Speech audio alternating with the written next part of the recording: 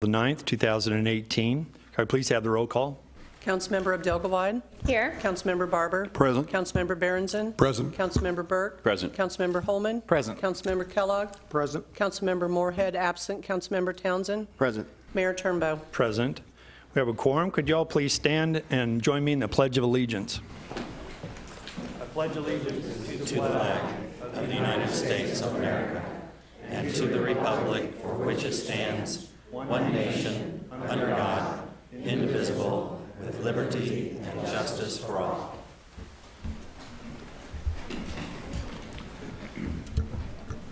Thank you. We're going to go ahead and move into new business at this time.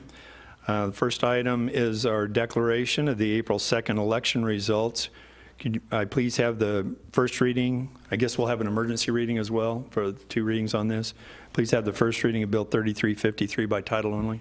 The first reading of Bill 3353 by title only, an ordinance of the City of Raymore, Missouri, declaring the results of the April 3rd, 2018 election and declaring this bill as an emergency. Thank you. Is there a staff report? Thank you, Your Honor. I'd ask the city clerk to make a staff report on this item. Thank you, sir. The official election results received from the county clerk have been distributed to the council. The total votes for the Ward 4 candidate, Sonia Abdelgawad, have increased by 1. That was due to a provisional vote that was not verified until after the election. So therefore, a corrected bill showing those results has also been distributed to council. That concludes my report. Thank you. Thank you. Any questions of the clerk? Now, is there a motion to approve the first reading of Bill 3353? Mr. Mayor, I move that we approve Bill 3353, declaring the April 3rd, 2018 election results. I'll second the motion, sir. Motion's been made and seconded to approve the first reading, which will require also an emergency reading.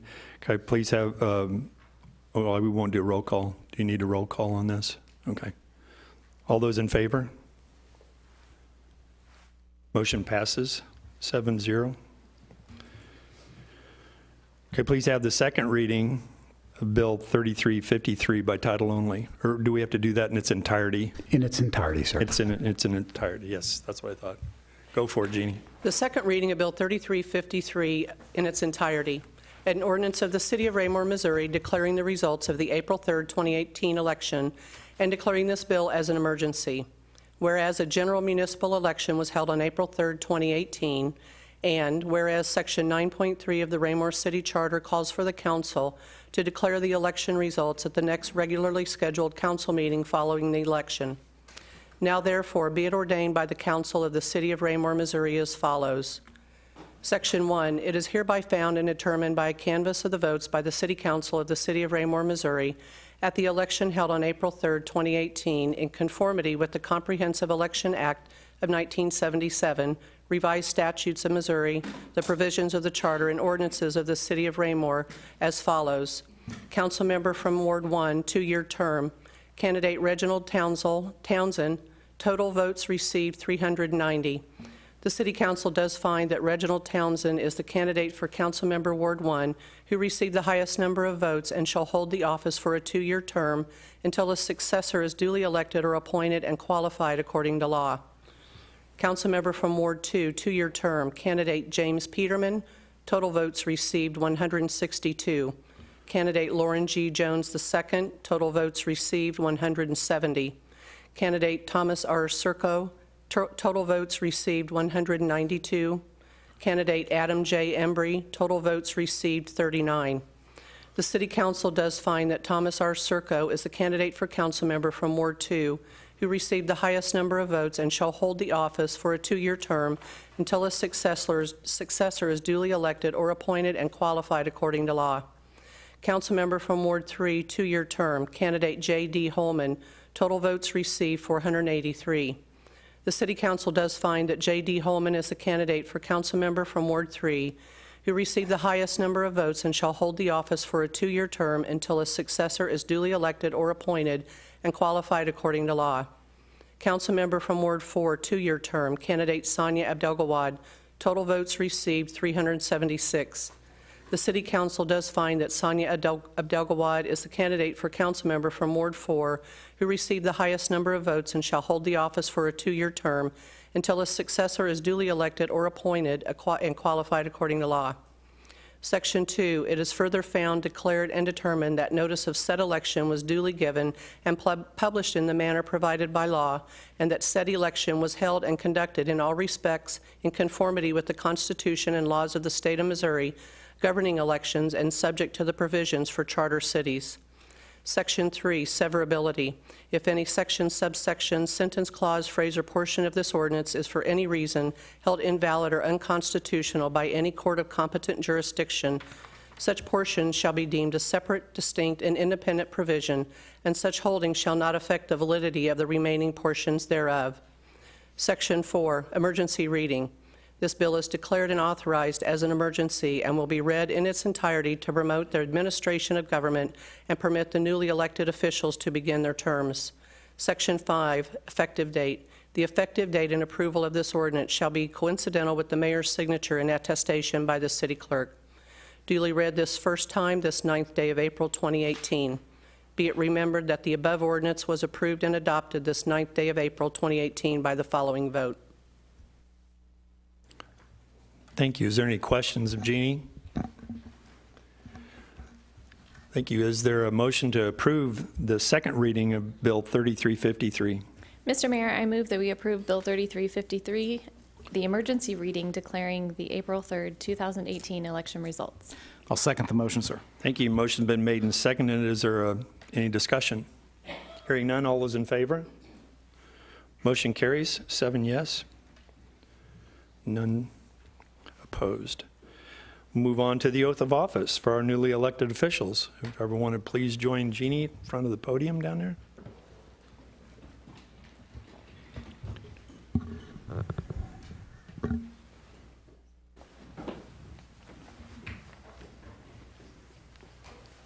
Mr. Townsend? You'll raise your right hand and repeat after me.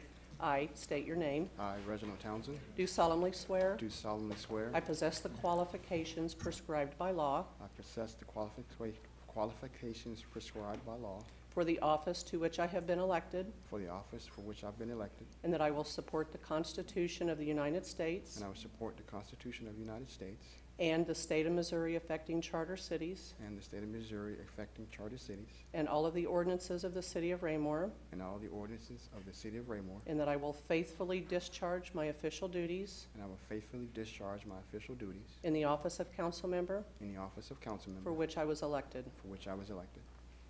Congratulations. Sir? You'll sign.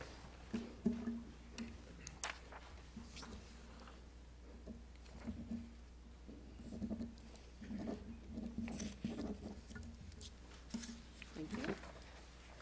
Mr. Circa? You'll raise your right hand and repeat after me. I, and state your name, I, Thomas R. Circo, do solemnly swear do solemnly swear I possess the qualifications prescribed by law I possess the qualifications prescribed by law for the office to which I have been elected, to the office which I have been elected, and that I will support the Constitution of the United States and I will support the Constitution of the United States and of the state of Missouri affecting charter cities and the state of Missouri affecting charter cities and all of the ordinances of the city of Raymore, and all the ordinances of the city of Raymore. and that I will faithfully discharge my official duties I will faithfully discharge my official duties in the office of council member in the office of council member for which I was elected. for which I was elected. Congratulations. You'll sign right.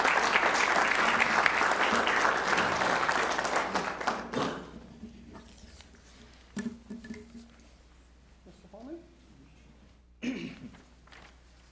You'll raise your right hand and repeat after me. I will. I, state your I, name, Jay Holman, do solemnly swear do solemnly swear I possess the qualifications prescribed by law I possess the qualifications prescribed by law for the office to which I was elected, for the office to which I was elected, and that I will support the Constitution of the United States and that I will support the Constitution of the United States and of the state of Missouri affecting charter cities and of the state of Missouri affecting charter cities and all of the ordinances of the city of Raymore, and all of the ordinances of the city of Raymore, and I will faithfully discharge my official duties and I will faithfully discharge my official duties in the office of council member in the office of council member for which I was elected. for which I was elected. Congratulations.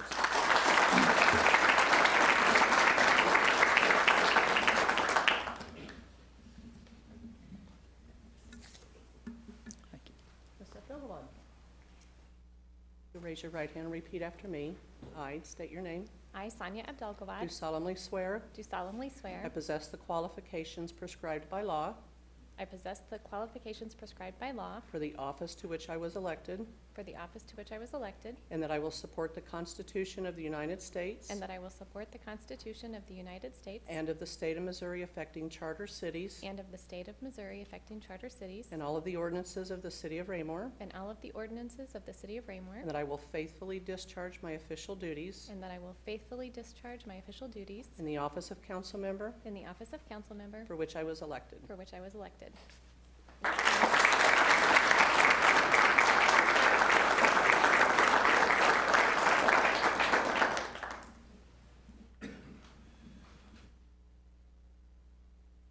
You want these?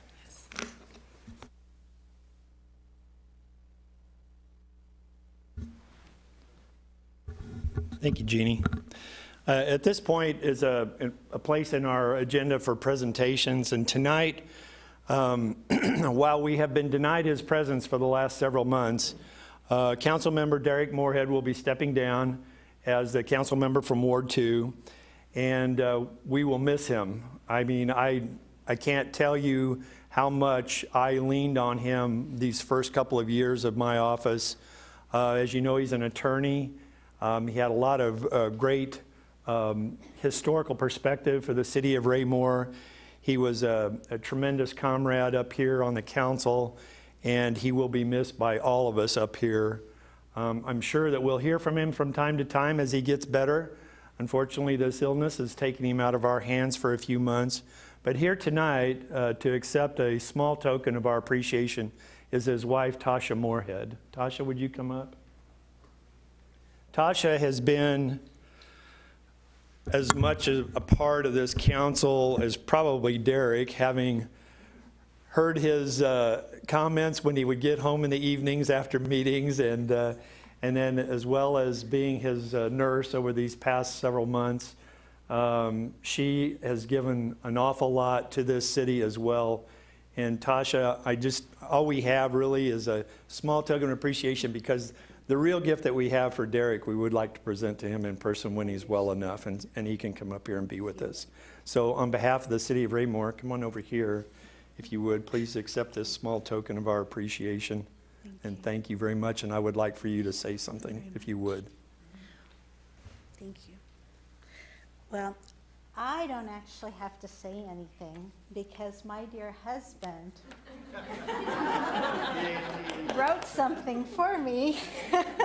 So it will help. Get as close to the mic as you can. Okay, it will help that I don't have to face you guys. How about that? Thank you. Okay, is that appropriate? Yes. Okay. Yes, it's easier to look at you guys. Okay, you have to channel Derek here. It's not me anymore, it's Derek, okay? And I got to get this right because he told me he was going to be watching this.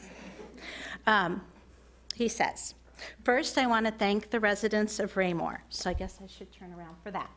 I am honored to have served all of them, and the only credit I give myself is that I was sincere about everything I did or spoke about. Chris Turnbow. What a solid and respected mayor. I am still humbled by your faith in me to chair the Charter Review Commission. I appreciated every exchange, both positive and conflicting, and I value your leadership. Jay Holman. Quiet giant of the council. I admire your diligence and commitment to the city. You are always thorough and thoughtful for all sides of issues. I value your friendship. Kevin Barber. Joe Cool. I love your soft, friendly approach to residents, and they respond to you. You will continue to grow in influence, and I hope that you will replace me on the Missouri Municipal League statewide committee. Sonia Abdelgawad. You and I disagree more than any other two members, and I thank you for that. While I was always sincere, I went home at night reminded that I was not always right. Please keep challenging and fighting for your beliefs. John Berenson.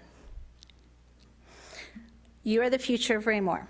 Ward 4 will see the greatest change of the next 10 years, and you possess the ability to lead this change. Your impact on Raymore is only beginning. Kevin Kellogg, the elder statesman of the council. You are the council member that has caused me to change my vote more than anyone else.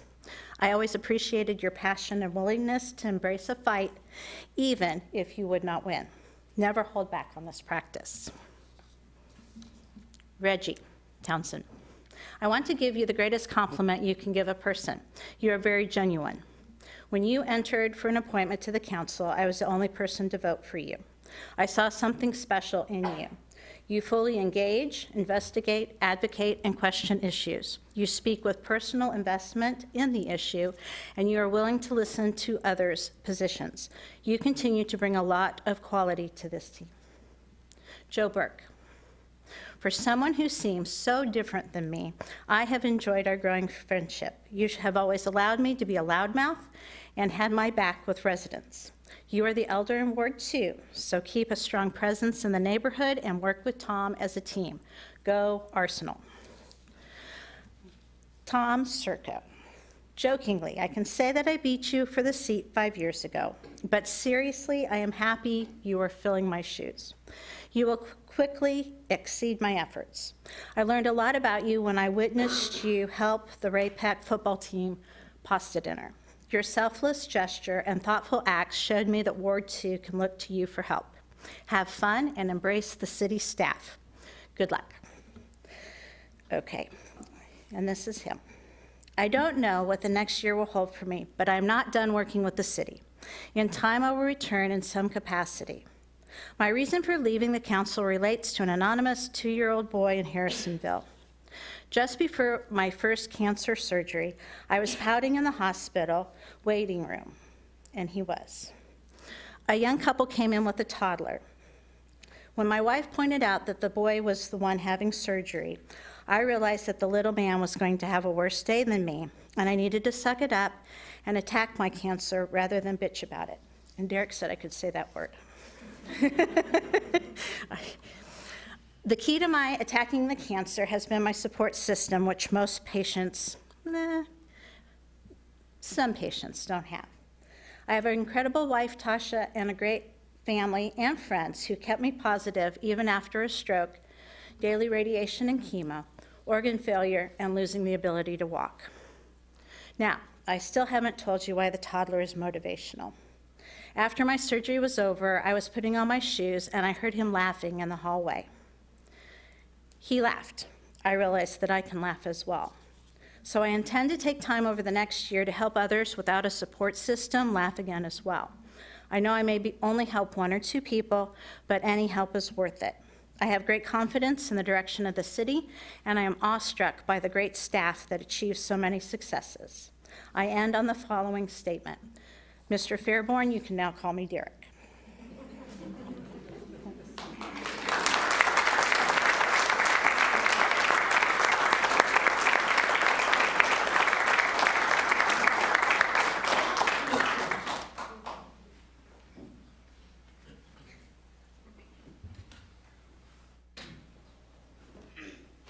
Thank you, Tasha. Next order of business is public comments. Under this regular meeting, we will have an opportunity for that. So if anyone from the public would like to address the council at this time before we recess, actually adjourn and have a reception, I'd ask you to please come forward, state your name and address for the record, and keep your comments to 5 minutes or less.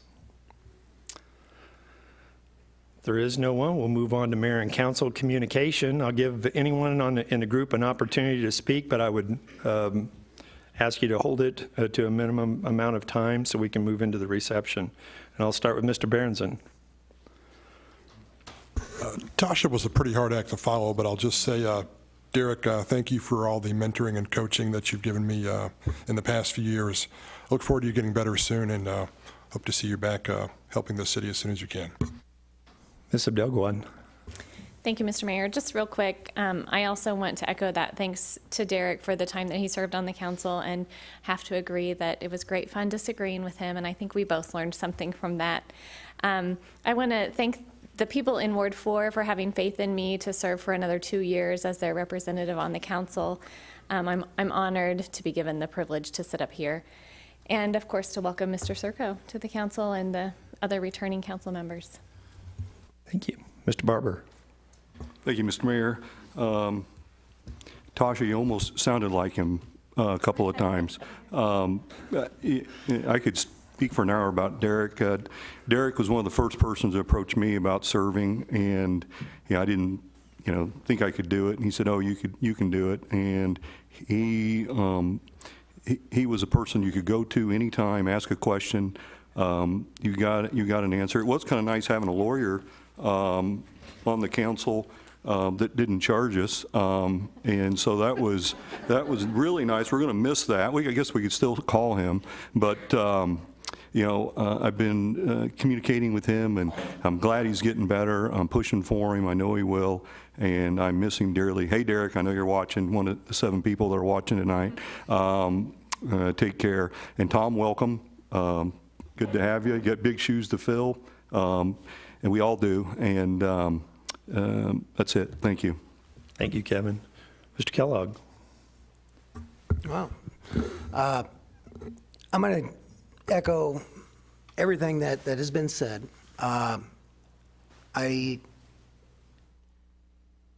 To hear Derek say what he did through Tasha is very heartwarming. And Derek spoke from the heart, and I could hear that, and I could sense that through what he wrote.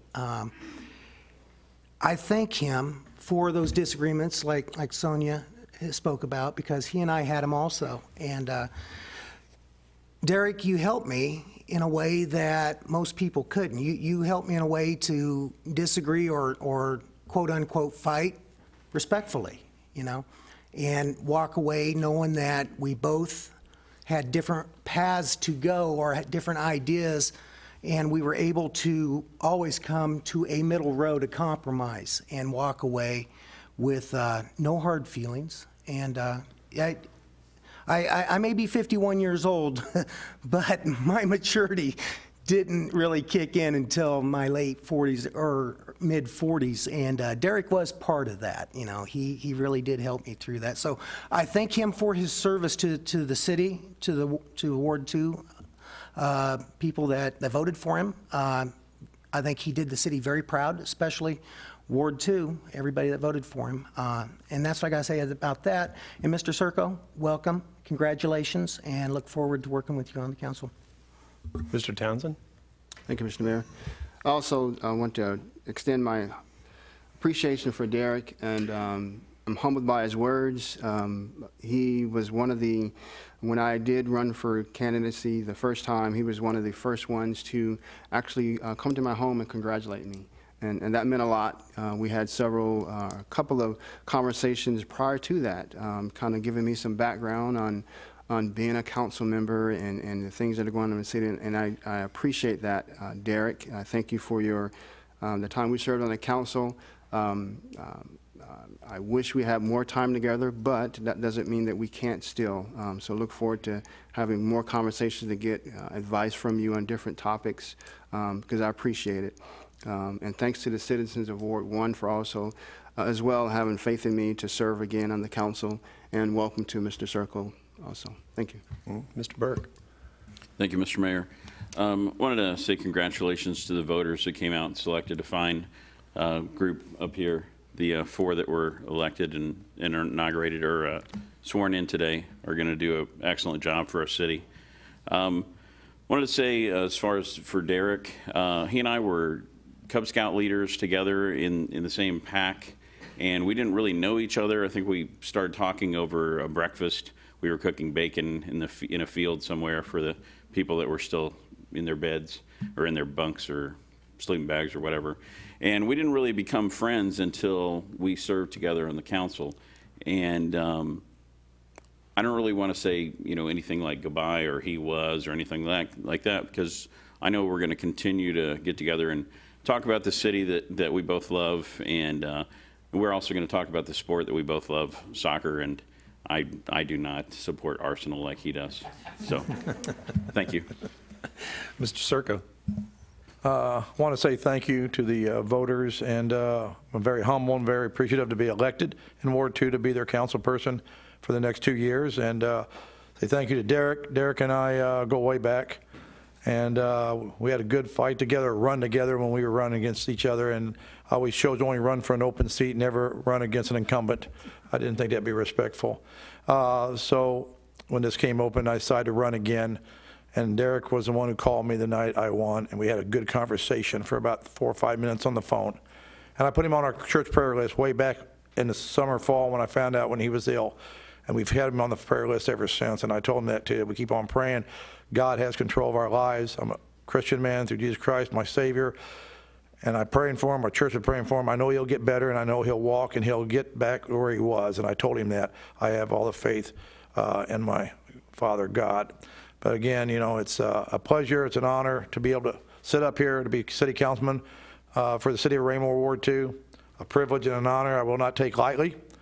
And always, like I used to tell, I did a lot of stuff with the football players. I always tell them the same thing. You live for today. You plan tomorrow, but you learn from yesterday. Don't look back and fret about yesterday. Don't try to fix yesterday. You can't do it. Learn from the mistakes you made, because that's what we do, and be better tomorrow. And that's what I plan on doing every day, making sure, like I've done in my life, especially with the city of Raymore. You got to wear 3 hats. I got to make sure that I represent the city well.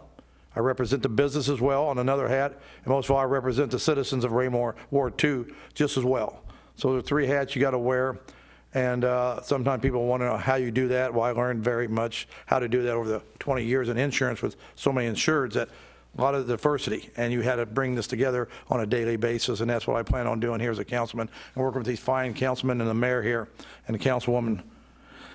And again, it's a privilege, a pleasure, and I look forward to the next 2 years, and I'm elated. But Derek, you'll still be on the prayer list, or you're walking and doing better again. Thank you. Thank you, sir. And I held Mr. Holman to last here because I know he and Mr. Moorhead have shared an awful lot over these past several years together, and have become very close. So, Mr. Holman. Thank you, sir. I would start off by thanking all of the citizens of Raymore and those that exercise their constitutional right to come out and vote. You are the rock upon which this city stands. Your will be done. We are merely representatives of what you want to see in the future, and we have a great team up here. My congratulations to all the candidates, in particular to you, Mr. Circo, as a first-term council member. We're glad you are here. You are part of an exceptional team, sir, and I think you will soon find that out. To Mr. Moorhead, you have been my friend, my mentor, my teacher. You and I started together on planning and zoning.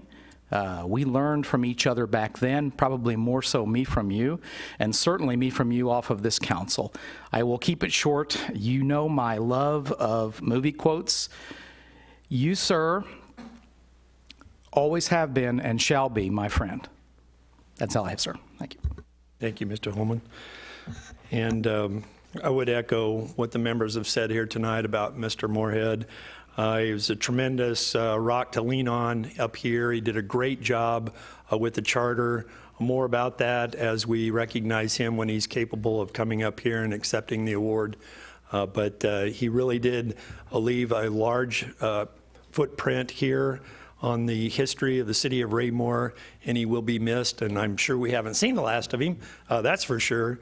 And I'm hoping that he'll be able to continue to take my phone calls and ask for advice on items. So Derek, stay well, get well, and we'll talk to you soon.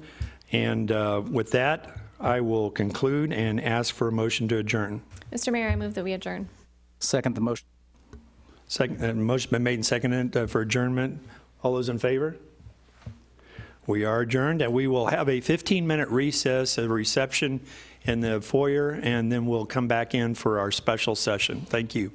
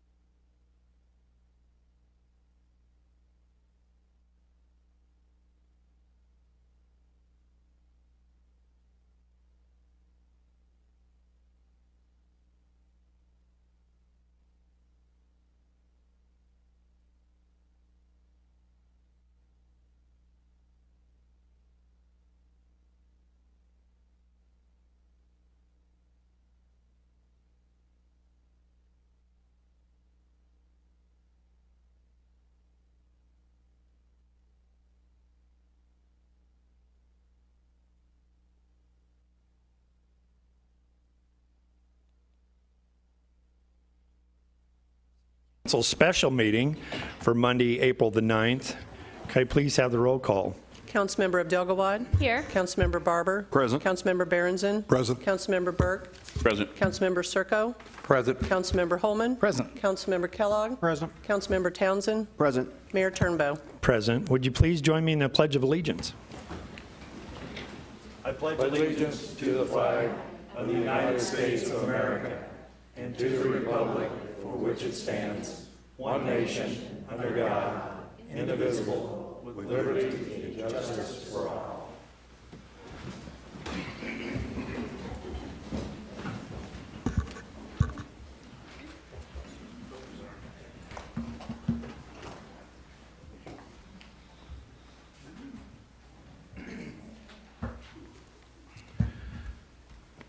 For the presentations of a proclamation tonight, this is one that's been my third one to be able to have the privilege to present, and it's always a pleasure of mine to do so as the former police chief here, having worked with several of these people that are still on board, and I appreciate that. By the way, did you guys see that the gal that was on the 911 show is leaving after the first season? And there's my daughter, she's a dispatcher too. She placed a meme out there that says, even Hollywood can't keep dispatchers. Did you see that one? It's really hard. Anyway, I appreciate your longevity. I really do. And tonight, if I could please have you all join me up here while I read this proclamation.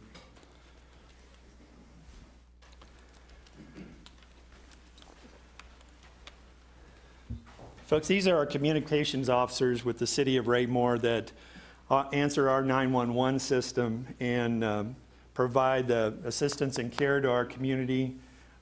These people are really the heartbeat of the police department, as they are the ones that are the connection between the public and the police.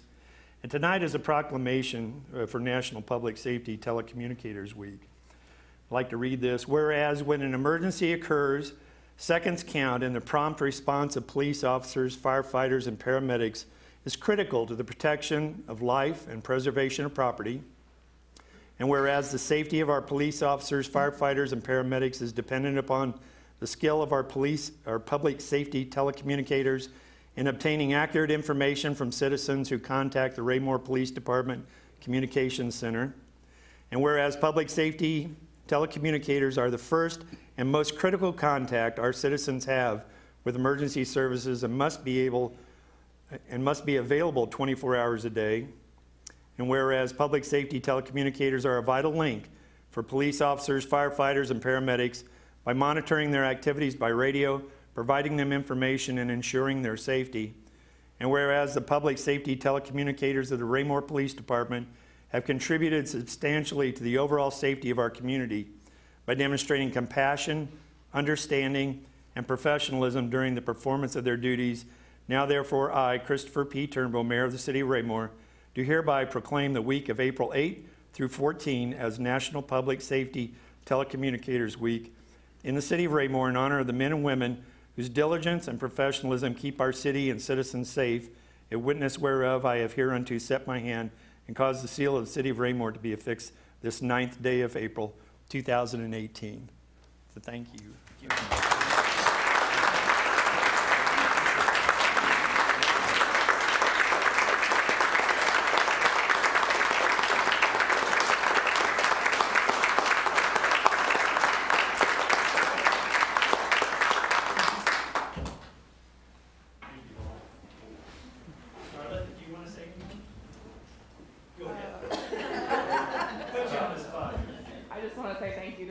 Team of people. They come back to work every day no matter what they hear, and they do the same job over and over again. They have mental strength and fortitude to do this job, and I appreciate it, and you guys make my job easy as a supervisor. So, thank you.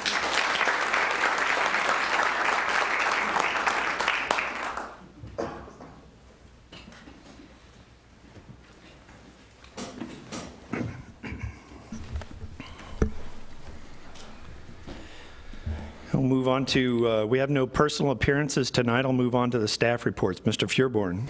Thank you, Your Honor. I would ask Mr. Cataret to make a report for the Community Development Department. Thank you, sir. Just want to report on a couple of upcoming meetings of our Planning and Zoning Commission.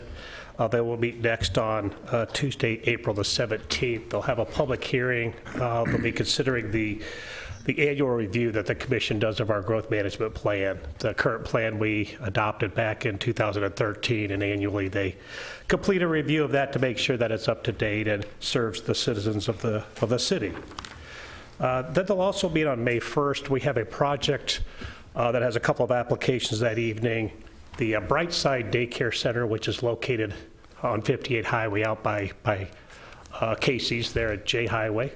They've had great success out there. They have 2 buildings currently that serve their daycare. They have purchased the vacant tract of land to the west of their current facility, and are planning an additional daycare facility building there, as well as a future second building on the property, maybe not tied to the daycare, but another business on that tract of land as well.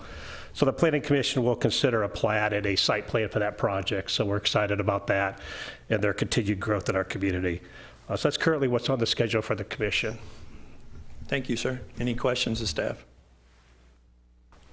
Mr. Fearborn. Thank you, Mr. Carteret. I would ask Chief Zimmerman to introduce the Police Department Emergency Management item for this evening. Thank you, Mr. Fearborn.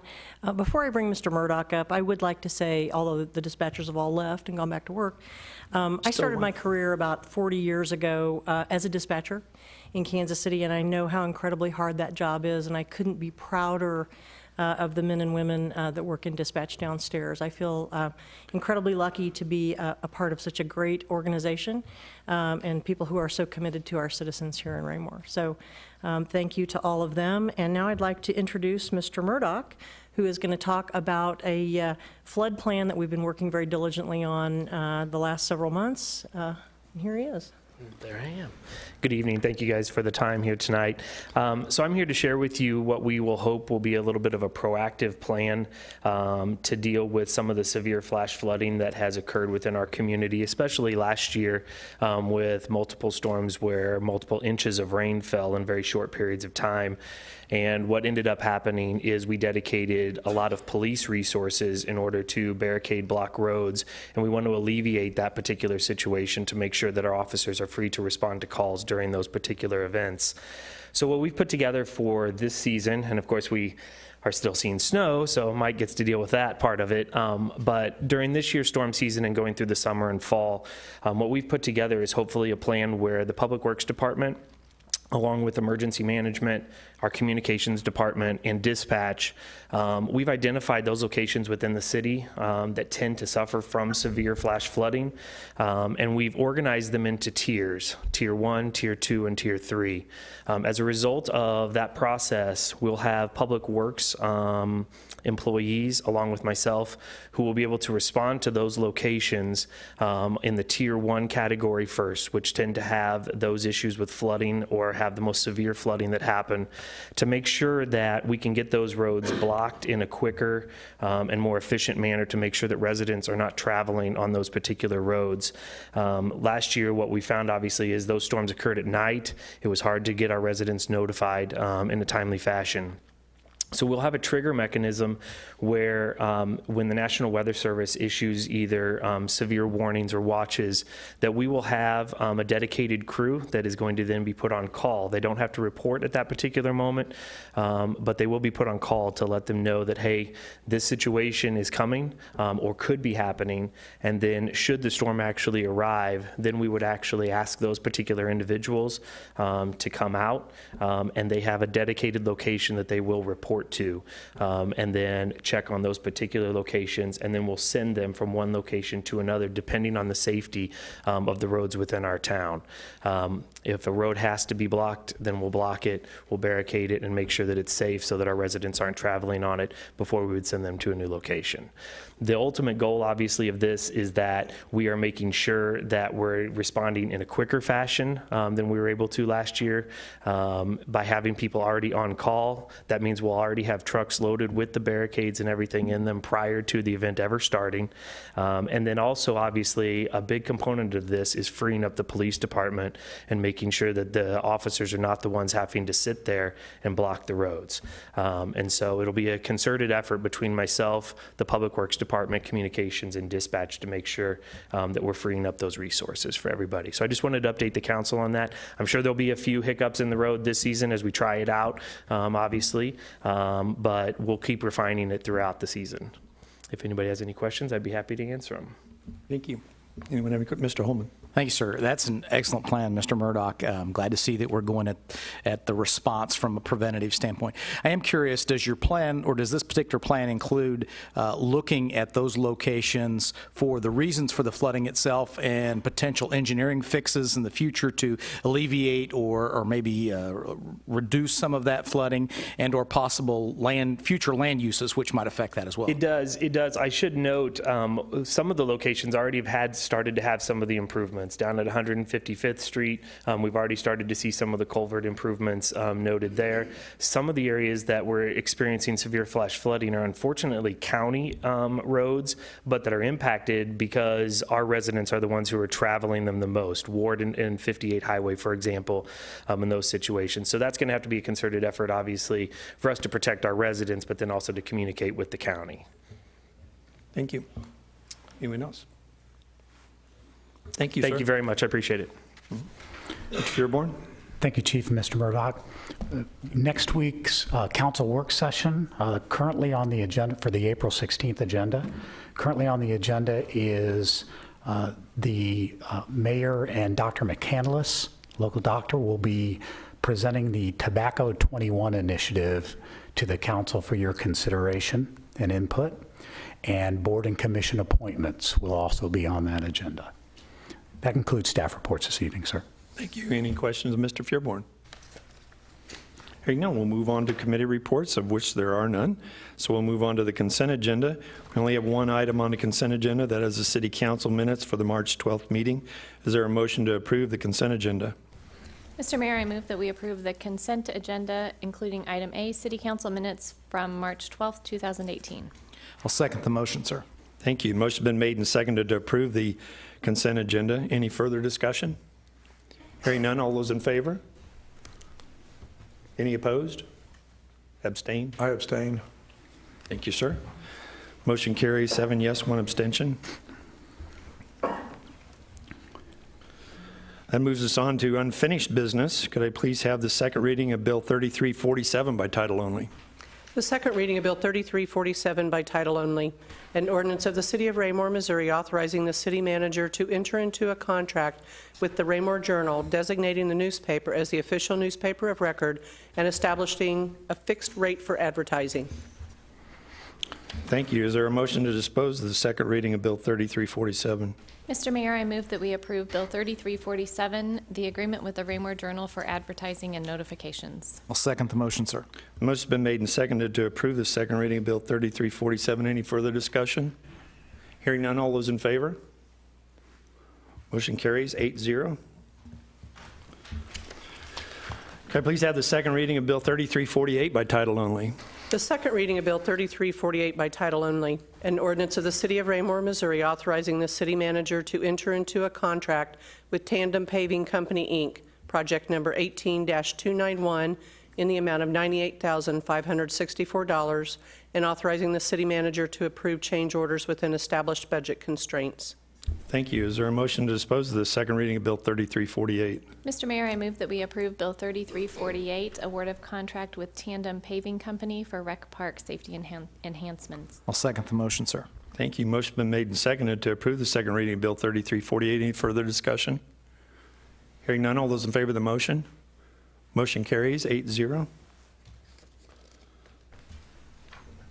Can I please have the second reading of Bill 3349 by title only? The second reading of Bill 3349 by title only, an ordinance of the City of Raymore, Missouri, creating sections 100 through 400 to replace applicable sections of the current Raymore Administrative Policy Manual. Thank you. Is there a motion to dispose of the second reading of Bill 3349? Mr. Mayor, I move that we approve Bill 3349, administrative policy revisions for sections 100 through 400. I'll second the motion, sir. Thank you. The motion has been made and seconded to approve the second reading of Bill 3349. Any further discussion? Hearing none, all those in favor of the motion? Motion carries 8-0. Move on to new business at this point. The first item requires a public hearing. I'll ask for the first reading. Let's see. I'll ask for a report. There is a resolution. Could you please read resolution 00-28? Is that correct? No, sir, that was just provided for reference in the council packet for council historical Gotcha. information. Okay, so we are hearing in your staff packet or your council packet, there is the delinquent occupational license list. As you'll see, let me pull that up on my computer here. Yep, I've got it here on my computer screen. At this point, I'll go ahead and open the public hearing, and I'll go ahead and ask for a staff report. Yes. We're prepared to give a staff report here in just a second, sir, but this is technically by code not a public hearing. It is a hearing to allow the businesses to address the council if they wish. Okay, I got you. All right. So same rules don't quite apply. Gotcha. But if the council is prepared, I would ask the city clerk to make a staff report. Sure. Mr. Zer, did you have something to add to that? Not at this point. Okay, I'll go ahead and ask for a staff report then. Thank you. This item before council is consideration of certain actions pertaining to delinquent occupational licenses of businesses located within the city of Raymore. Requirements for occupational licenses, which expire December 31st of each year, are outlined in Chapter 605 of the Raymore City Code. Notice of the original hearing, which was scheduled for March 26, was sent to each business owner by regular and certified mail as provided for in Section 605.040 B2B. With the cancellation of that March 26th meeting, phone calls were made to each business owners notifying them that that hearing was rescheduled to tonight's meeting. This hearing does provide an opportunity for business owners to address the City Council and provide defense or evidence as to why the penalty sanctions of the City Code should not be imposed. Since the publication of council materials, there is one business that does need to be removed as a subject of this hearing, and that would be Laser Equip at 208 Sunrise Drive. Those businesses who are delinquent and are subject to this hearing are Freedom Stop at 503 East Walnut Street, Homebridge Financial Services, 1116C Remington Plaza, Perkins Automotive Service, 217 North Madison Street, Prime Sleep, 2007 West Foxwood Drive, Polymer Systems, 106A Evans, Professional Travel, 212 Sunrise, and the Pit Grill and Bar, 1242 through 46 West Foxwood Drive. Home-based businesses which are subject of this hearing that are delinquent are Helping Hands Home Care, 128 North Highland Drive, Revamp and Revive, 715 Old Paint Road. Staff recommends that any businesses deemed by the council after this hearing to be found in violation of City Code Chapter 605 to authorize the city clerk to send a letter giving the businesses 10 days to comply with that chapter, advise the business owner that if compliance does not occur within that time frame, a misdemeanor citation will be issued through the Raymore Municipal Court, and the city attorney may seek action in the circuit court to restrain, correct, or abate continued operation of the business, which is provided for in City Code Section 605.040 B2D. I'm available, as well as the city attorney, to ask any questions of council. I do realize that there are some businesses in the audience that would like to address council. Okay, thank you. Any questions of staff at this point? Mr. Holman? Jeannie, I know each year we see a list like this, and more than likely there's probably one on this list that just isn't in business anymore. I mean, I know we see that from time to time. So how do we typically differentiate that, or do we? Do they come up eventually and tell us, hey, I don't have my business, especially the home-based businesses anymore? For the storefront businesses that are located in the city, staff does actually visit those addresses more than once, to different varying hours of time to make sure lights are on, cars are parked in there. We do verify utility services. For those home-based businesses, there again, we verify utility services, the name of the business, the owner versus the utility service account, We verify through the county that there's still real estate and property tax records. Thank you. You're welcome. Okay. Ms. Abdelgawad, did you have a question? I did. Just a quick question. I don't know if this might answer a question that a business owner in the audience might have. So if we started the process to initiate the revocation process tonight, they would have 10 days to come to the city and bring any documentation or bring that application.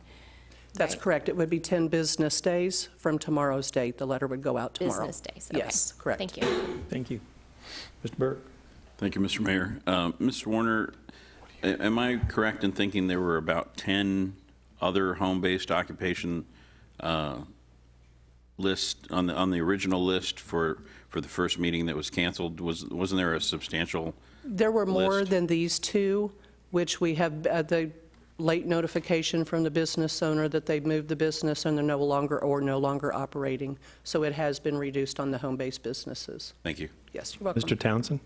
Thank you, Mr. Mayor. I had a similar question, just as a whole number, a round number, if you knew how many businesses initially up until this point that were originally notified that have since resolved. The original amount when we first began the delinquent process was at 27 or 28. So the number has been reduced. Thank you. You're welcome. Thank you. Anyone else? Mr. Zur, did you have something to add? Yes, real quickly, just making sure. This hearing is allowing the opportunity for the individual businesses to come forward and provide information and testimony regarding where they are in the process or any defenses or that they might have to the delinquency for the renewal. The notion would be if they are able to provide their name, address, the business that they are here on behalf of, and then in addition to whatever defenses or concerns they'd like to express to the council, include in there where they are in the process for their application for reinstate or renewal, and how much time they would anticipate if there's proposed extensions being requested. Okay, thank you. If there's no further questions, I go ahead and invite any of those businesses that wish to address the council tonight. Please step forward, state your name and address for the record.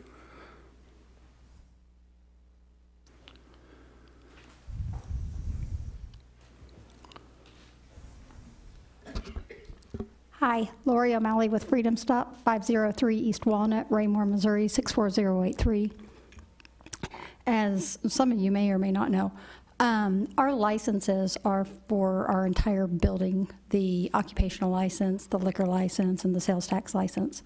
We recently opened the restaurant at 501 East Walnut, and I apparently wrongfully submitted sales tax for 2 locations when it should have just been for the one, because that's what the license was originally, that's the license that was applied, and the license that was actually approved was for the multiple locations. So when I applied for, or when I submitted sales tax for 2 locations, it flagged our account and they thought I was amending the initial sales tax return. Therefore, it's taken a lot longer to get my no tax due letter that we've been anticipating for a couple of weeks. I was only notified of this today, late this afternoon, so that will all be resubmitted tomorrow as one amended sales tax return for the entire 1 location instead of 2 locations that I had previously submitted. So that is the reason for our delay. We do believe that it should be taken care of fairly quickly. I've been waiting for, I believe, without looking back, it's been about 2 weeks since I had submitted the last piece of paper that should have triggered the no tax due letter. So I'm asking the city council for an extension until the next city council meeting in order to have that information and to already have the no tax due letter for you. Therefore having the occupational license renewed. Right, but wouldn't the letter itself that goes out tomorrow give you the 10 days within which to work that, within 10 business days to work that? I would hope so. I would certainly hope so. I'm just not absolutely certain because this process has taken much longer than I would have initially anticipated. It used to be that we could walk into the offices on 13th and Locust or whatever it is. We could walk into the state offices or we could call and we could speak with somebody directly. It's no longer like that with the state of Missouri. All that I can do is call the general line and wait for somebody to call me back, or wait for a fax. And if I wait for the fax, that's when I can call up and re-go through the, the 1-2 hour waiting period time in order to speak with somebody and then be transferred to somebody. So it's not a real smooth process on our end as business owners to know how to actually reach somebody and resolve these issues. So I would certainly anticipate that it would be done within 10 business days, and I would anticipate that it would be done, long before the next city council meeting. Yes. So you're just asking to the next council meeting, which is 2 weeks from now, which is basically what the 10-day letter would do, wouldn't it? Exactly. Push it to that day. But it's my understanding that the 10-day letter is written in stone, whereas if I had information from the state of Missouri that something didn't submit correctly or something of that sort, that's the reason for my request for the extension. As I said, I certainly anticipate that it would be taken care of within those 10 business days, but I believe that 10 business days, you're actually in the revocation process. So you're actually asking for an extension from the time that you received the letter, our 10-day letter. Is that what you're saying? No. What I'm hearing is that we're kind of talking the same thing. You've asked for an extension till the next council meeting, which is basically when that 10-day letter expires. You just don't want to get the 10-day letter yet. Well, I believe, without knowing what that 10-day letter says, so, okay. In fairness, I don't know what that 10-day letter says. I assume that 10-day letter says you have 10 business days or it's now a misdemeanor for you to be in business. That's what I believe that 10-day letter says. Whereas I don't know if that means that your license has then already been revocated and you're just asking for forgiveness. I mean, I don't know what that letter says. Okay. So so being a rather cautious person, yeah. I would prefer to not be in that process while I believe that I had done what I was supposed to do, and I've never had 2 business locations. They right next door to each other. I believe that I had submitted the information properly.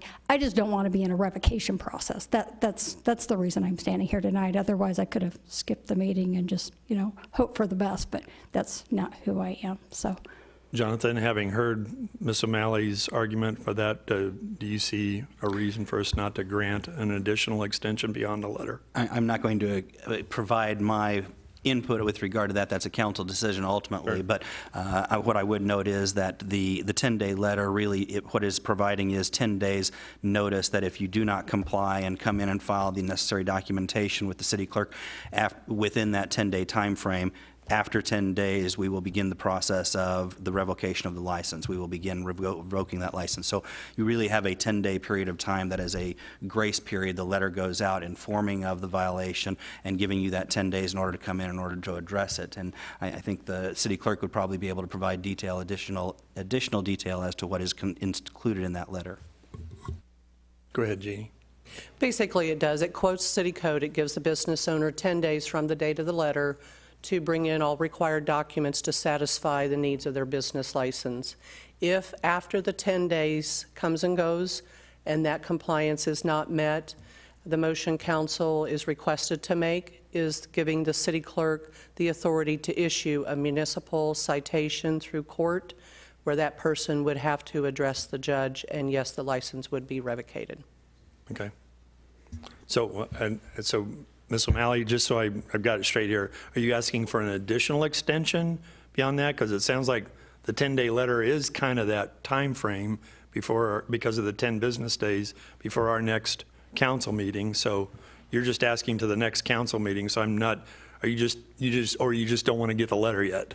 I mean, so I'm just trying to get that in my head. What are you asking for? Again, it's my understanding that the 10-day letter says you have 10 days or we're going to begin the process of revocation. Didn't realize that there was also an additional council meeting that would be required for action to be taken. So if I've read the code correctly, it says that any day that you're in business after those 10 days, it's $500 fine per day and a misdemeanor citation will be issued. So I'm just being cautious on my side. The invitation for tonight's meeting was for business owners to come up and request an extension if the circumstances deemed it, and if, of course, the council approves it. So that's why I'm here. Okay. So the complication was that you felt both had to be filed, but they could be filed jointly? They needed to be filed jointly. Needed to be filed jointly. And instead of filed for two separate locations. So it would have been if, you know, if you have, you know, two locations across town versus two locations on the same license, it should have been submitted as one and not as two. Okay.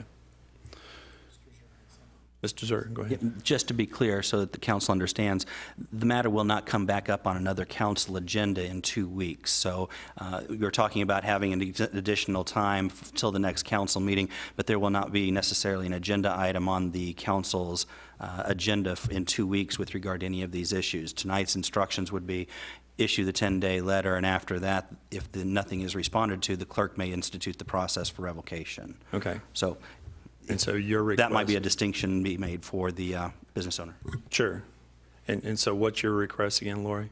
So my request is for a 2-week extension, that if it's not taken care of prior to that 2 weeks, that at that time, the city council could then vote for or approve or for the city clerk to then send out that 10-day letter. But it certainly should be taken care of before that. I'm just trying to be cautious. That's what the invitation, you know, was to come here tonight, was to request an extension, because we do have some, we believe that we did what we needed to do. Okay. Mr. Zur? There would be the potential of requesting for personal appearances at the next council meeting. That might be an opportunity to bring that issue up. But again, council's discretion with regard to extension of time. Okay. And then I will listen to, does anybody have anything? Mr. Burke? Thank you, Mr. Mayor. Ms. O'Malley, did you say that this second location was open back in November when the letter was sent to you in the first place, or in January or February? When did you say it opened? I didn't say when it opened, but it opened in January. Okay. I was just curious what, if it wasn't open before the year started, I was wondering what bearing that had on this process. We have one occupational license that covers the entire property, so it's 501 through 505, same as we have one sales tax and one liquor license. So those liquor licenses encompass the entire property, and so when we submitted our sales tax returns that were due in, so January was due February 20th, I submitted that for two separate locations, and I did that incorrectly. It should have been submitted as one location. So I did two separate sales tax returns, one for 503 and one for 501, and they took that as an amended return instead of what it was intended to be. Thank you, I understand. So this was all after you received the initial couple letters from the city? Yes, but I'm not sure I understand your question. Okay. Anyone else? Okay, thank you, ma'am. Thank you. Are there any other businesses at this time I'd like to address the council? Please state your name and address for the record. Hi, I'm Jeanette Singleton with the Pit Grill and Bar, 1242 West Foxwood Drive through 1246 West Foxwood Drive. And I'm kind of in the same boat with getting my no tax due letter from the state. It's not that I haven't been paying. This is from before. I've paid all my sales tax for way over a year now, every single month. So this was on previous stuff. The state of Missouri has not recorded my account correctly. They were taking payments out automatically, supposed to themselves, every Monday. That's how I had it set up. They did it once, did it twice, maybe. Then it never went out. I finally talked to someone. They had the wrong account number. So it went back to them. I gave them the right account number. They said, okay, we're going to take it out. It'll start all over. They took that one out. Very next time it happened again. So there's been an issue with the state updating their records even though I've given them the information with the correct account. The state has not revoked my license. Like I said, I have paid every month for well over a year, probably a year and a half, since the last issue I had with not, being able to pay sales tax. I've paid it every month. My tax company is dealing with the state. The state said because it was over a year old, made them do a new power of attorney.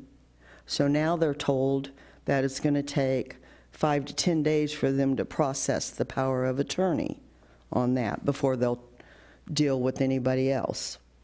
So I'm waiting on them to process that power of attorney in order for my tax company to get it straightened out with them, hopefully once and for all, and get me back where I was before, making my payments. I mean, I make my payment every month on my current taxes. So, I mean, that's not an issue. It's just getting the no tax due letter because of this issue with them not having their records updated as far as my account goes. And me, I'm under the same boat as any other business trying to get hold of them up there. You call, you get an answer machine, maybe somebody will call you back, maybe they won't.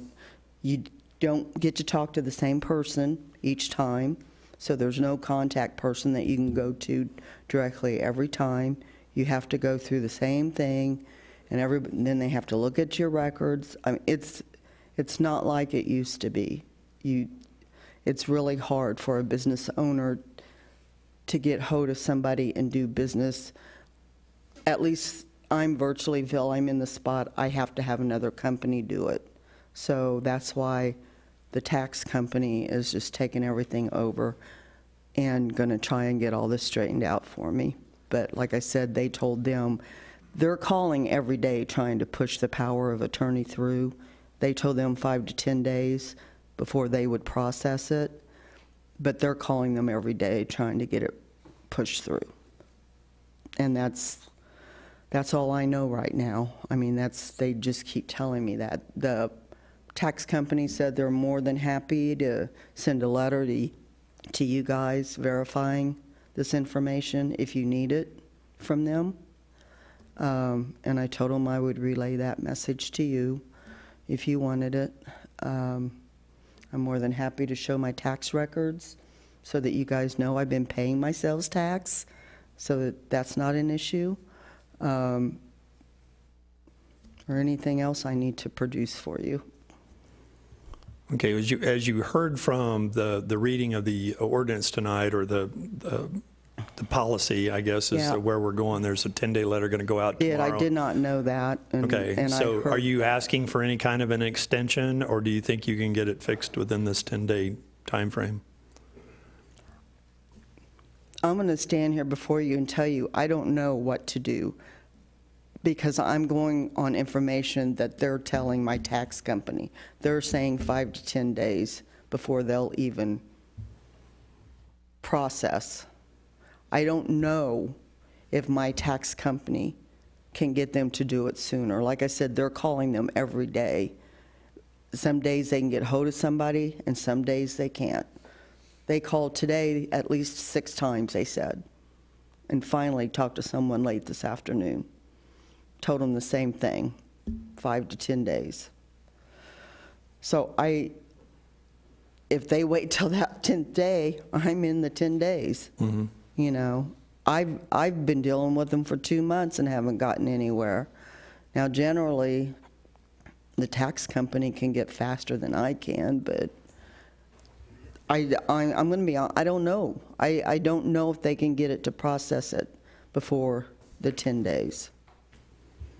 And I'm being honest, I don't know what to say. I don't know whether to ask for an extension or say, yeah.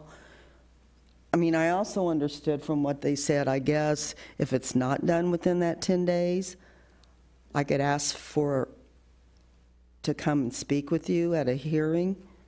Well, actually, then it goes before the city prosecutor, and the prosecutor looks at the particular violation of the law under the occupational license. Is that correct, Mr. Zurer? I think what she is referring to is the notion of requesting a personal appearance before the council at the next council meeting.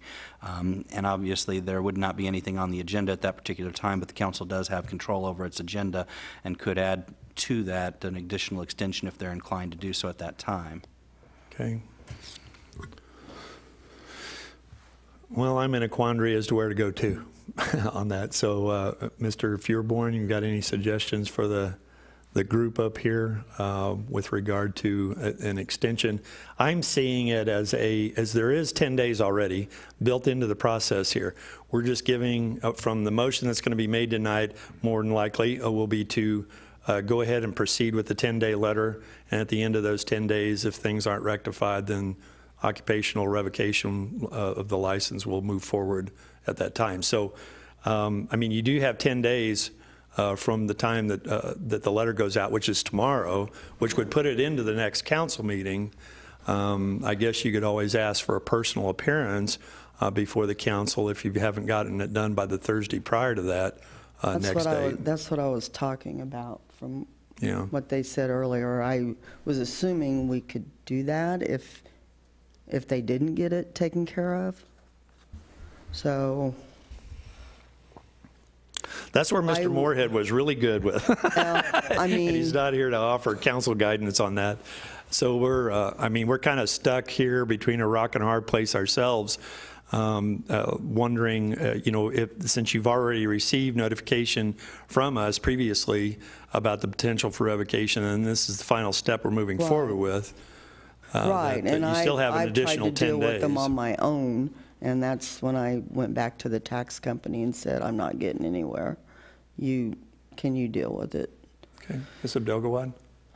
Mr. Mayor, I'm wondering if we could, for the businesses who aren't appearing before us tonight, we can go ahead and begin the revocation process, but then the 2 businesses who are here tonight, we can plan for them to, if they haven't taken care of this, go ahead and plan for them to come before us at our next meeting, and then that can be, if they haven't taken care of it then we can give them the 10-day letter. So virtually giving them 10 extra days. Right. Because, and I know from being on the council for many years, we hear from business owners over and over how challenging it can be to get work done with the state and with their taxes. And I honestly believe, you know, in my years on the council and talking to business owners, that it is hard. It's hard to call and not get a return phone call. It's hard to get someone to call back. They tend to give business owners vague information, 5 to 10 days to process a power of attorney. I mean, I can understand if they say 5 to 10 days to process a power of attorney, then they still have work to do to get you that letter after the processing the power of attorney. I mean, it makes sense. She doesn't have any idea how long this process is going to take. She's been working on it for quite some time already, and it's really, you know, sometimes in situations like that, you're doing all the work you can do, but it feels like it's out of your hands when it really can get done. So, I don't know. I think that's one option that we could do. Okay. If there aren't any other businesses, we'll discuss that. Mr. Barber? Yeah, I was looking at the 10 days, and the 10 days, if I count my calendar right, wouldn't put us to the next, it would be before the next council meeting. 10 business days. Okay, all right, so that would work. But I'm kind of siding here with Ms. Abdelgawad, some kind of form of the folks that are here tonight, give them a little extension, and those that didn't bother to show up, maybe go ahead and start the 10-day letter. Okay. Thank you, ma'am. Thank you. Mr. Kellogg. I have a question for staff, because I'm kind of think I'm on board, but I'm a little confused here. In the 10 days, and Mr. Feuerborn, I'll let you delegate, the letter that goes out, is what I heard was that the business owners have that 10 days to come in and present what they have to the city clerk. Does that mean that it has to have resolution between now and then, or does this only require them to come in with a plan or what they've got? What the action of the council tonight would be is you are instructing the city clerk to send a 10-day notice indicating to them that they have 10 days to come in and true up their account. Okay. They have to provide all the documentation, they have to make their payment, and everything that was due on December 31st would be due now. And you're simply telling them you have 10 more days. It's often characterized, and this may be something that we put into your ears, we don't actually begin anything here. We don't begin a revocation process. We begin the process if the 10 days expire. Then we start doing something. Until then, we're simply waiting for them to come in, and they've received notice to come in. Okay. Mr. Circo. Yeah, as a long-time business owner, I understand when you deal with the state, it's really difficult at times. They're very slow.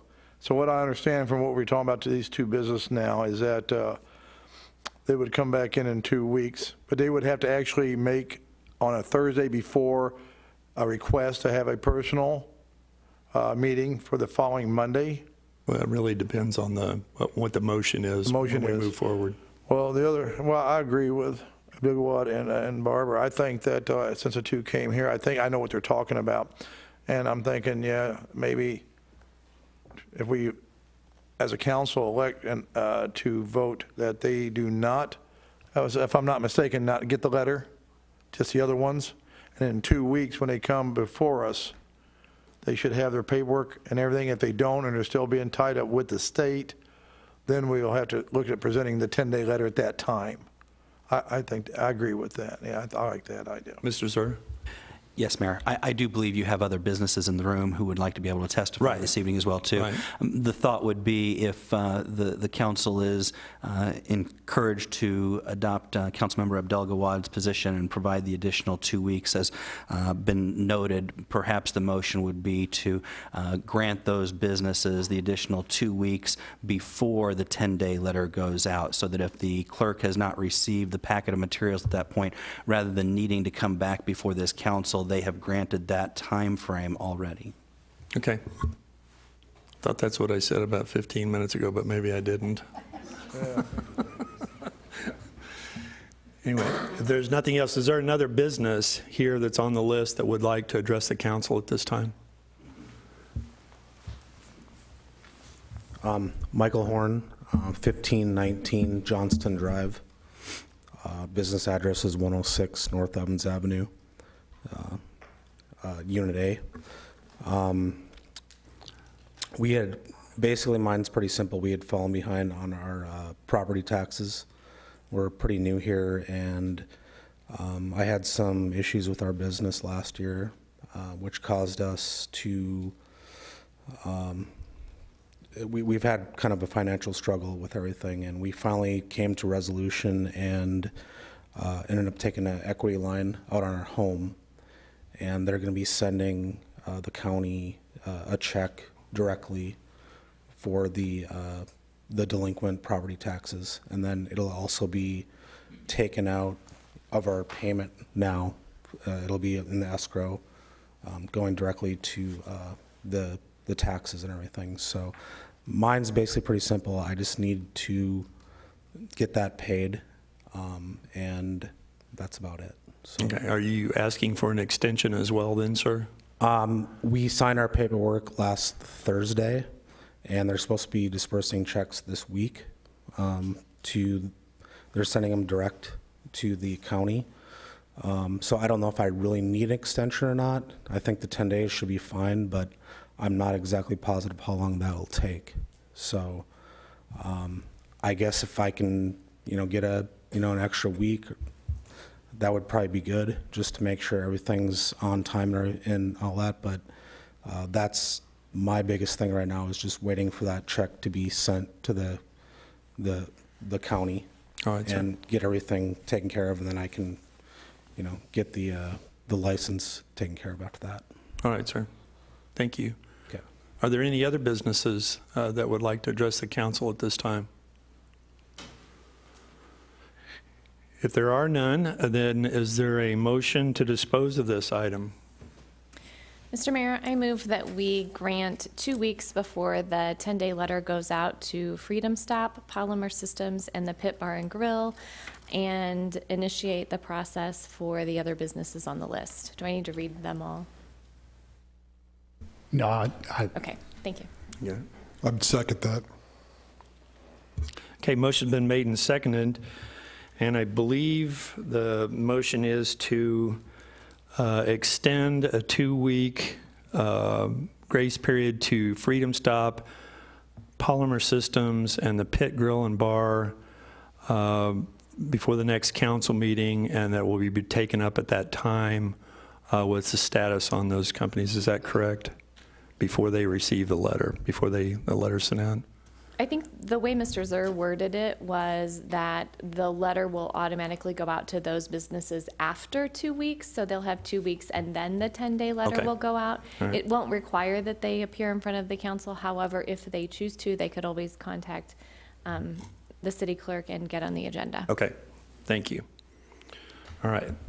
So there's motion. Is there a second? Was there a second? Yeah, Mr. Berenson did. Any further discussion? Mr. Holman. I'm going to offer a dissenting opinion, perhaps the lone dissenting opinion on this. This didn't start 10 days ago. You don't start preparing your taxes and your business records 2 weeks in advance of the final deadline for the city. The first 2 businesses that have spoken with us come before us every year with this same request, sometimes multiple requests to extend this. I said last year that I drew the line, and I'm drawing it again. You have a 10-day extension automatically. I cannot support this going forward. Voting against it, I'll probably be the only one, but we have hundreds of other businesses that don't seem to have any problems with this year after year, and it is a disservice to them to continue to grant extended extensions to businesses who come before us every year asking for more time to start getting their taxes together. This is April 9th. This was supposed to be done back December 31st. Thank you, sir. Anyone else? Mr. Kellogg. Thank you, Mr. Mayor. And staff said that the businesses that have spoken tonight and asked for an extension have the ability to come in on their own under special appearances under our next meeting and ask for the very same thing without us taking action. I support that because I'm not comfortable setting this precedence. Not comfortable with this. So I believe that the opportunity is there for them, and I'm sympathetic. I'm sympathetic. I know that the labyrinth of the state government is extremely confusing and extremely tough to get through. I know that. I wish I'm not going to go there. The option is there for the business owners to take care of their responsibilities. They need to, and I know that in 2 weeks this council will hear that. You know, that I've never seen any council that I've served with not be receptive to that, but to set that precedent, not policy, but set that precedence, I'm just not comfortable with that. Okay. Thank you. Thank you. Anyone else? If there's no further, yep, Mr. Holman. One other thing, just to dovetail off Councilmember Kellogg's comments, I would agree, and I would summarize that by saying it should not be incumbent upon the council to grant you another extension when you do get a possible another bite at the apple by requesting a personal experience to extend your time because you weren't able to take care of your business. That should be incumbent upon the business owner, not the incumbent upon this body, to give you that extension. You should have to request that. If you got to work hard to take care of business, then you should have to step up to the plate and make that request, then ask for the extension. But when you come and ask for an extension, you need to tell us all the explanation for why you didn't get it taken care of, a plan and an exact time of a reference of time as to when that situation will be resolved, and by that time, have that done. Thank you, sir. Anyone else? Mr. Townsend. Thank you, Mr. Mayor. I've been sitting here as well trying to debate this mentally and within my mind, and I would have to agree with Mr. Holman as well. Even when I reviewing the packet, when I received it on Thursday, saw the habitual, since my time on the council, and I understand there's been more, a few repeat businesses as well. And then looking at the timeline of notices that have gone to these businesses with respect to reminders of renewal, which to me should have triggered those actions to get with the state to figure out what's necessary. On at least 3 occasions, another reprieve was given because we didn't have enough for a quorum, which would have been the initial time, again, for that first 10-day letter, and now here we are tonight, asking for another 10-day letter, hearing the reasons, very similar to the last time some of these businesses was brought before us for an extension. So I'm also at the point where we have to, businesses are the lifeblood of our revenue within the city. I don't want to say revenue, but they're the lifeblood of our city when it comes to economic development. And if the other businesses within our community can make it happen, when our economic development team goes out and does surveys and asks questions regarding what can we do as a city to make your service that we provide, the services that from your customer base. Some of those questions are, what is the council doing that may be of a hindrance? Is there anything within our code that's a hindrance that we can look at to probably be of a, that may need to be tweaked or looked at a little more? This is one that's very cut and dry, straightforward. State mandated, we have some city ordinances to enhance. Timelines are given. So what does that mean? That means we have to look at our books, look at things to make sure we adhere to those timelines. We send out reminders to remind you of when things are. We don't just arbitrarily say, you're up and you're due, come in and defend yourself. There's reminders that go out there to meet the deliverable. So I'm also of a dissenting vote as well. I can't concur with any extensions just because the other, I believe the number 300 or so businesses within our city do make their due notices. They do make their licenses on time. Even with the challenges of the existing state agencies, they still get it done in some capacity. So, and I will offer up a recommendation. If you're having challenges with navigating state agencies, link up with the local Chamber of Commerce. Talk with those businesses who are dealing with the same agencies that you are. Figure out how are they doing it. Talk to that peer group because they are doing it and doing it successfully. So maybe we can look at them to find ways and lessons learned from them how to achieve it year over year. Thank you, sir. Anyone else? Ms. Abdel, go ahead.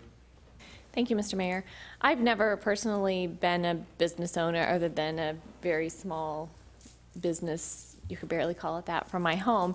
But my family owns a business, my parents, my sister and brother-in-law, and I know that it's quite complicated. For some people, it may come easy. Some people may have business degrees. Some people may just be very organized and be able to keep all that stuff organized and have everything right on time and done when it needs to be done.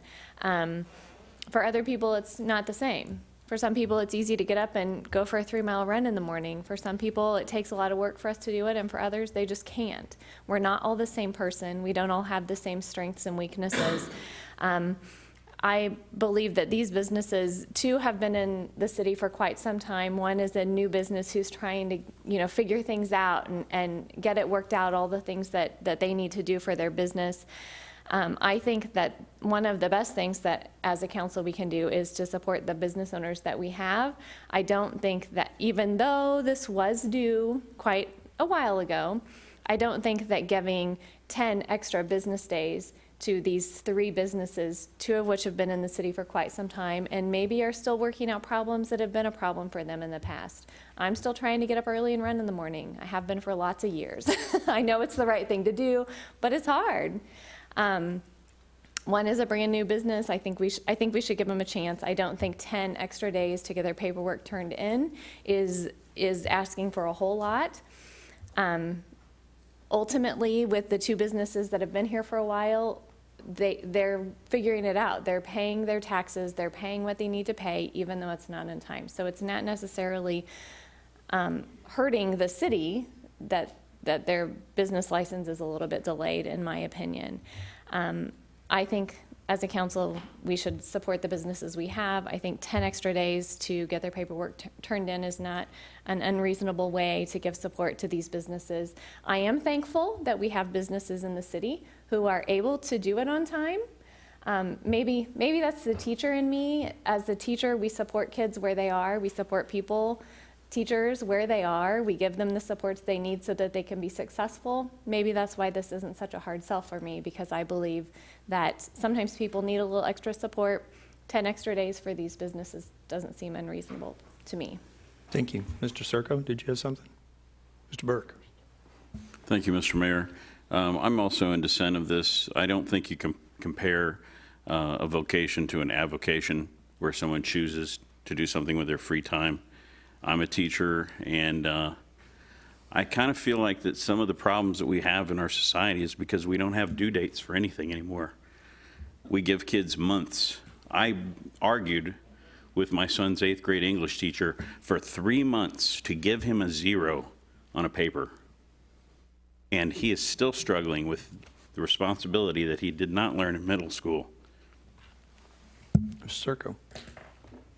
Yes, after hearing the extended arguments on this plan again, I was a long-time business owner here, and I never had a problem because I guess I was always had the foresight of getting these things done, and I understand that we have some situations here.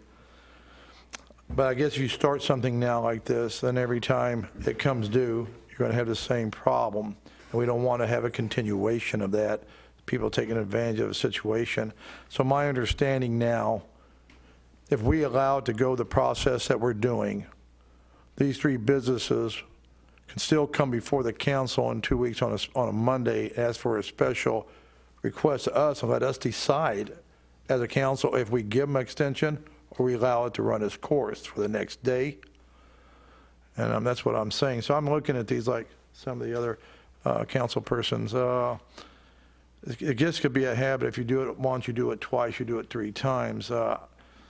And I never had that problem because I didn't want to get caught in the behind. But I know dealing with the state can be confusing, but you need to get way ahead of it. But I'm not sure now if I want to set a precedent to do that. Like Mr. Holman, Mr. Birkin, I think maybe if the letters go out and we allow them to come back to these 3 businesses because they're here tonight and in 2 weeks and bring the stuff to the city clerk and get it done. If not, give us a bona fide exact reason why. If it's state regulated because it's out of their hands is one thing, but it's within their conjuncture in their hands is something they need to maintain on their own merit as business owners. Okay. Seriously? Oh, go ahead. If you please, sir. Thank you. Just a question of clarification for Mr. Zur. So if this were to go forward for us to authorize staff to issue the letters, those businesses would have an opportunity to request a personal appearance before the council at our next meeting and then ask the council to consider an extension. Is that correct? They could request a personal appearance at that time. In order to have a request for an extension, you all would need to then amend your agenda in order to incorporate that as part of it. Mr. Fearborn, do you have any add-on? And if Mr. Cersey is correct, to correct me, you could also, within the motion this evening, direct that this item be brought back onto the agenda for these 3 businesses should they need to make an appearance. And you take care of it ahead of time. They don't have to proactively give us a call if you direct that it be put on the agenda. Though I think you'd need to amend your agenda, or you'd need to amend your motion in order to make that happen. Yes, definitely. Yeah. Okay. Mr. Barber. Yeah, I actually like that idea. I think we're not setting a precedent, but we're giving them an opportunity to come back and fix a problem. These are complicated problems. Yeah, we've had some repeat offenders here, but let me tell you, it's not like clicking a button and knowing that you're getting the feedback instantly that you filled the right form and done the right thing. It is very, very complicated. It's getting more complicated. So I do like that idea of bringing it back to the council, making it automatic for them, and then if they don't need to come, let's hope they don't, then we just take it off. Okay. Mr. Kellogg? Thank you, Mr. Mayor. And I agree with that. That's not the only instance. When we do the tax holidays, we've got a proposal A and proposal B, and we pass one of the two, and we just eliminate the second. So that's easy enough. I know staff can do that.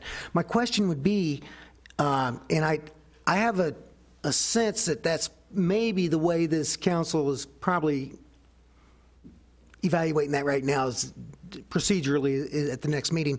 Would the three business owners need to call the Wednesday before the next meeting, or do we just go ahead and put them on the agenda for the special appearance now? That way that they don't have to bother with that timeline, that deadline, and allows them at least that little bit of time to deal with what they got going on in their business. Mr. Fearborn, you want to clarify? It wouldn't actually be a special appearance. It would be its own bona fide agenda item. And if they needed to make it, if they came in and got everything taken care of, they just wouldn't be here for an appearance, just like anybody else, within the 10 days.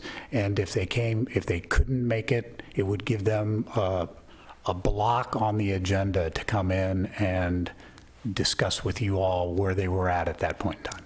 Okay. Sonia, you want to make that amendment to your motion? Okay. I thought the person making the motion could amend it. Okay, go ahead, Kev. Anyone can. All right. Go ahead, sir. Yeah, and I'd like to amend the motion to add the three businesses, and of course my computer, Freedom Stop, Palmer Systems, and the Pick Bar and Grill to be added to the agenda for the next council meeting. I might, real quickly. Sure, go ahead. As part of the original motion, I believe the motion was to provide those businesses with 2 additional weeks for it. So I presume the motion the amended motion would be removing that, instructing the clerk to proceed forward with the delivery of the letter, and instructing the 4 staff to place the matter on an agenda in 2 weeks for further consideration. Is that my understanding, Councilman Barber? That's exactly what I meant to say. Mr. Mayor? Mr. Mayor? There's a motion on the floor. I would be happy to second that, that amendment. All right. Motion's been made and seconded to amend the initial motion. Now, can we roll that all into one vote, or am I going to have to get 2 votes here? You're going to have a vote on the amendment first, and then you'd vote on the final. Okay. Depending upon what happens with the amendment. All right. So we have an amended motion. Is there any further discussion on the amendment? Mr. Holman. I can support the amendment and the amended motion if it passes. I am not anti-business by any means. We just all have to take care of our business, otherwise there are consequences for not doing so. So I guess we'll give you more of an official extension or official last bite at the apple to take care of business, and I'm good with that. Thank you, sir. Anyone else? Mr. Serco. Thank you, Mr. Mayor. And I would probably sit here and say, if we're going to do this, which is fine, I'm agreed to that, but I just want to instruct these businesses, you must be more proactive. You need to get ahead of these things in the future because these are your businesses and they're the things that you need to take care of. And I understand if you run into a problem with the state is one thing, but if it's something that's in your control and custody, you need to make sure it's done properly in the future. We really need to get this done so we don't deal with this in the future. I'd hope not to. Thank you, sir. Mr. Zerg, you want to try to put that, we've got a motion on the floor, an amended motion. You want to try to put that into words for me? Because I'm a little confused. You have a proposed amendment to the original motion. That proposed amendment to the original motion, I believe, and I will look to the council members, would remove the 2-week extension that was originally suggested by Councilmember Abdelgawad, and in place instruct the city clerk to issue out the 10-day letters to all businesses, but to place those 3 businesses that appeared this evening on the council agenda in 2 weeks. Thank you. Okay. So hearing that, all those in favor of the amendment? Opposed? Motion carries 7 yes, 1 no on the amendment.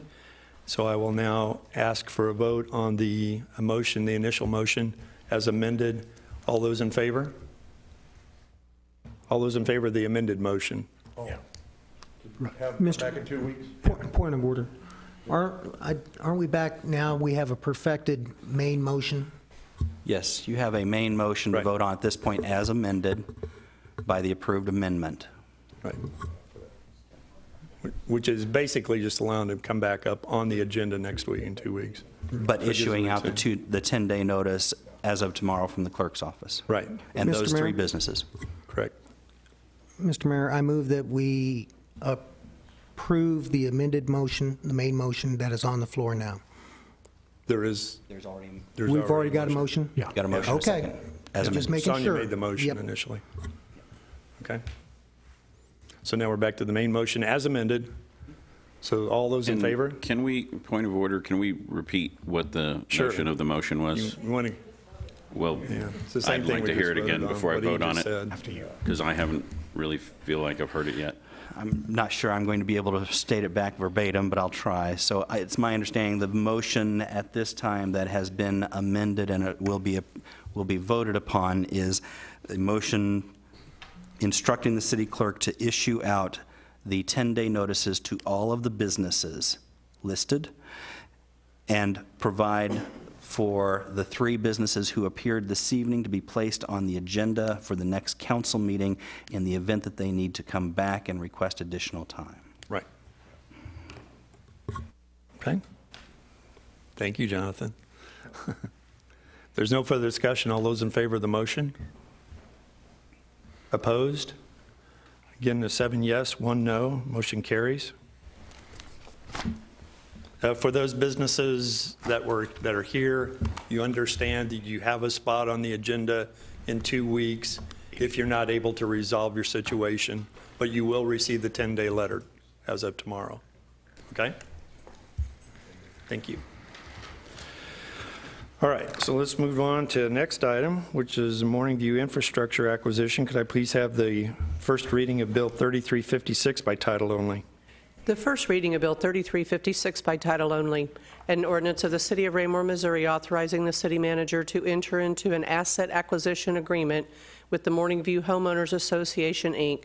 for the acceptance of private infrastructure subject to certain conditions. Thank you. Is there a staff report, sir? Thank you. I would ask Mr. Zier to make staff report on this agenda item. Thank you, Mr. Fearborn. Mayor, members of the council, I'm happy to be able to provide the agenda or the staff report this evening with regard to this item. This item includes a proposed agreement that contemplates the conveyance of the streets, curbs, streetlights, gutters, and affiliated infrastructure within the Morning View subdivision from the association. The benefits to the city will be allowing it to maintain, control, and operate the streets in a safe public rights-of-ways and thoroughfares that would include, but not be limited to, the removal of snow, the operation of storm drainage, and the continuity of maintenance in the transportation infrastructure of the city. The agreement requires the association to bring the streets up to agreed-upon standards imposed for all similar streets and rights-of-way, though it does allow for rollback curbs as opposed to high-back curbs. As part of the agreement, the city will acquire ownership of upon completion of the work to bring the gutters and curbs up to the required standards. The agreement also contemplates the city will acquire a perpetual non-exclusive easement from the association to allow for access and snow removal along the streets. You may recall the city recently adopted a policy to address infrastructure conveyances under very specific and limited circumstances. The policy requires 4 steps to be satisfied. This association has complied with all 4 of those steps or has made arrangements to do so. Real quickly, those steps would be the association has provided documentation confirming the authority to convey the infrastructure. This was done with a recorded document recorded on March 19th, 2018 and included within your materials. They also have made a formal application to the city. They have done so through city staff and with the presentation made during your recent work session. There's also an evaluation as the 3rd step in the process for the policy, evaluation by city staff to determine if the infrastructure meets all qualifying factors for acceptance and or identifying items to be addressed. Staff has evaluated the streets and curbs inside and gutters within the subdivision and the infrastructure being proposed here.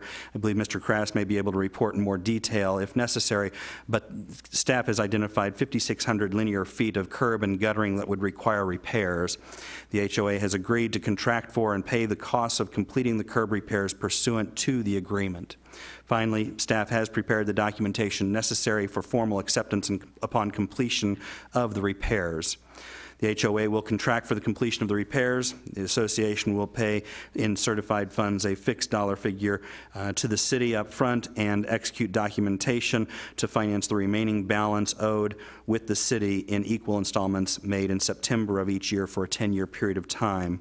The city will be secured in the payment from annual assessments, and the city will utilize funds submitted and then finance the difference to satisfy the cost of completing the repairs before acceptance and recording of the conveyance documents. That's the contemplation of the transactions that you have before you this evening. I am happy to answer any questions that might come from the council. Thank you, sir. Any questions of Mr. Zur? Mr. Holman? Does this, and perhaps it's more suited for Mr. Fearborn, more curiosity than anything, does this change the city's assessed valuation in any way with the change of ownership? No. Okay, thank you. Anyone else? Mr. Belgawad, did you have anything? Okay. Anything else from staff on this at this time? That includes staff reports. Okay, thank you. Is there a motion to... Mr. Behrens? Oh, okay. Here you go. Okay. Is there a motion to dispose of the first reading of Bill 3356? Mr. Mayor, I think down here we're just really excited to get this going. Oh, okay. We're a little jumpy. I understand. Mr. Mayor, I move that we approve Bill 3356, Morning View infrastructure acquisition for streets, curbs, and streetlights. Thank you. Is there a second? I'll second that. Motion been made and seconded to approve the first reading of Bill 3356. Any further discussion? Ms. Abdelgawad. Just real quick, I know that we've talked about this pretty extensively in a couple of different work sessions, but publicly and at this meeting, I want to thank the city attorney and the Morning View Homeowners Association board for working so closely with us on this. I think we have a great deal, a great partnership here between this group and the city. They've taken care, like the attorney said, Mr. Zur said, they've taken care of all of the issues in our plan for infrastructure acquisition. I'm happy to see this deal hopefully working out so nicely. Thank you. Thank you. Mr. Berenson. Well, thank you, Mr. Mayor. I echo what Councilman Abdelgawad said. They really have set the bar. When we set forth our policy guidelines almost a year ago, they've been really diligent to meet those expectations along the way. They've been communicating with us regularly and city staff, and I'd like to thank them for their participation in this. They've done a great job. Also want to thank you for toughing this out until 9 o'clock at night. I saw a few heads nodding earlier. I'm not sure if some of you caught a nap, but I'm not going to point you out individually. And as a point of order, sir, can I amend Councilman Abdelgawad's motion at this time? Sure. I would like to amend her motion. I would like to keep her motion as stated, but I'd like to include one additional item to both protect the city and maybe give a little bit of goodwill to them. I would like for the city to pay 50% of any cost overages, up to 10% of the total project cost estimate, which on page 139 is $182,000. So if any, you're saying that there are any cost overages up to 50%, that the city would pick up 50% of those overages and the association would pick up the rest? Yes. Okay. In the city's maximum, they would do that up until $192,000. Okay. Is there a second? Second.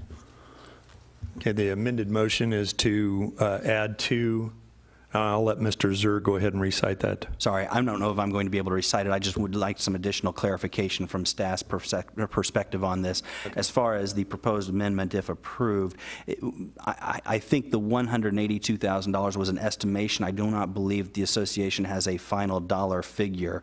So rather than a direct dollar figure, the goal would be a 10% contingency. Is that the notion? I'm okay with that, yes. Thank you. Yes.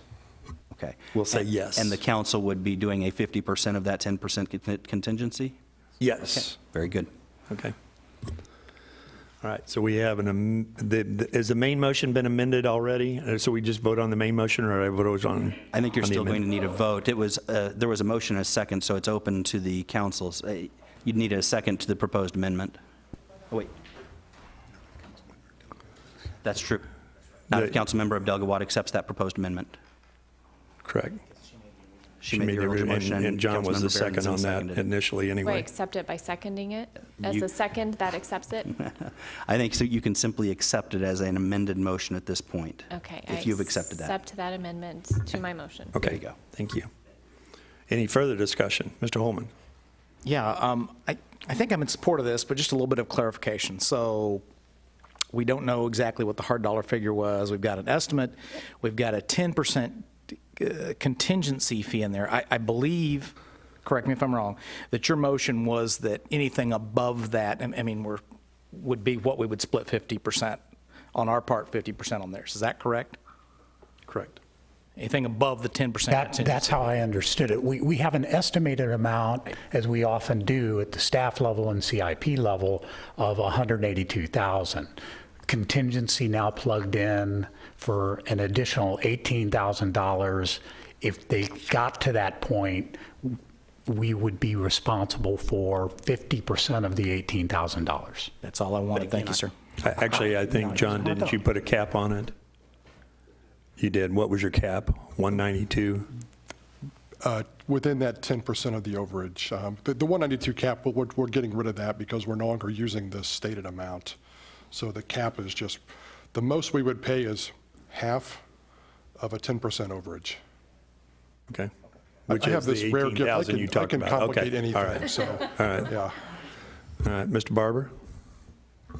Thank you. Yeah, we've started amending and getting a chance for discussions. First of all, I wanted to commend the homeowners of Morning View. As we talked in the work session, you guys, you got a beautiful neighborhood. You did a great job. And really, who I wanted to thank is Councilman Holman, because if you think back, he's the one that said we need to have a policy for this, and then staff, thank you, staff, put this together. Because for this, we really had to start and build this thing every single time something like this came forward. So this is really kind of the first time we've used our new policy and come forward with this, and I think it's worked very well. The Ward 4 Council people did a great job communicating with the Morning View group, and they did a great job communicating to us. So I support this fully. I think it's good for them, good for us, and again, thanks everybody that was involved. Thank you, sir. Anyone else? Mr. Townsend? Yes, sir. Thank you, Mr. Mayor. Just in relation to the amendment tonight and the contingency and the 50% that the city would take up, just to make sure that this estimate that's listed in the documentation tonight, how close to approximate is this so that we don't have this is not going to double when we actually get something, and then that 50% is more than what we're assuming tonight? If staff can speak to the... Mr. Feuerborn, you want to try to take a shot at that? The initial work that has been done on this, I don't even know if we would get to an overage, to be quite honest with you. The lineal footage that's involved in this, that's been delineated, was established by our Public Works Department and Mr. Crass. So we've already reviewed the work that needs to be done, the type of work that needs to be done. We're pretty comfortable with that initial estimate that is in there being correct, but this adds a 10% contingency to whatever that might be to see to it that this work can get done. I just wanted to, for the discussion, make sure that, for the audience and those who are listening in, that we're not necessarily ignoring the number, and then whatever the value comes in to be 300,000 and 10% overage, and then we have 50% of that we're not potentially doubling and writing a blank check tonight for something that we don't really have any numbers on. But I appreciate the answer tonight. Thank you. But isn't that an actual bid from Stephen Williams? Yes, they have received an actual bid. Right, yeah. So you wouldn't anticipate that there would be cost overages on that without some kind of a change order anyway. But staff, again, as I had indicated, staff gets estimates like this all the time for every CIP project. We always plug in a 10% contingency unless Mr. Crass tells me it has to be more than that because it's an architect or engineering firm, and those we put a higher contingency. But those are on those. estimates. You all actually received a bid, correct, from this individual, right? Excellent. Anyway, Mr. Kellogg. Thank you, Mr. Mayor, and thank you, Mr. Feuerborn, for that, because that was what I was going to point out, and what I'm missing here is that this does not clarify, not clarify, but it doesn't add that 10% contingency that's been in every bid that I can remember. So, Mr. Berenson and Ms. Abdelgawad, thank you for the foresight to include this. It scared me to death when the numbers were being, I don't want to say spit out, but when John was saying those numbers, I'm like, whoa, this is the first time I'm hearing about this. But this, you know, I don't see this any different than us bidding like the beautification for the sidewalks. Okay, there's always a 10% contingency in there. So, you know, I like the good faith that is shown between both us, the city, and the homeowners association to take on 50% of that if it does occur.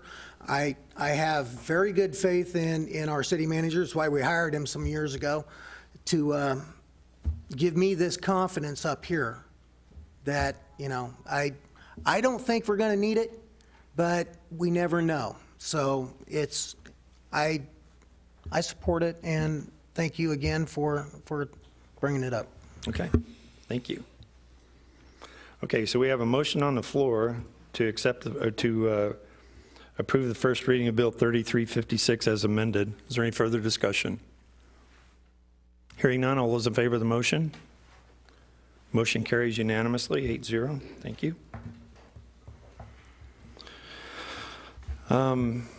So we're all good, gang. So we're moving forward. All right, thank you. If you all want to, you don't have to stick around if you don't want to. There is a little bit more business to go. Thank you guys so much for coming. We appreciate your patience. Thank you very much. It was great working with you. So we'll move on to the next item. Could I please have the first reading of Bill 3351 by title only? The first reading of Bill 3351 by title only, an ordinance of the City of Raymore, Missouri, creating sections 500 through 600 to replace applicable sections of the current Raymore Administrative Policy Manual.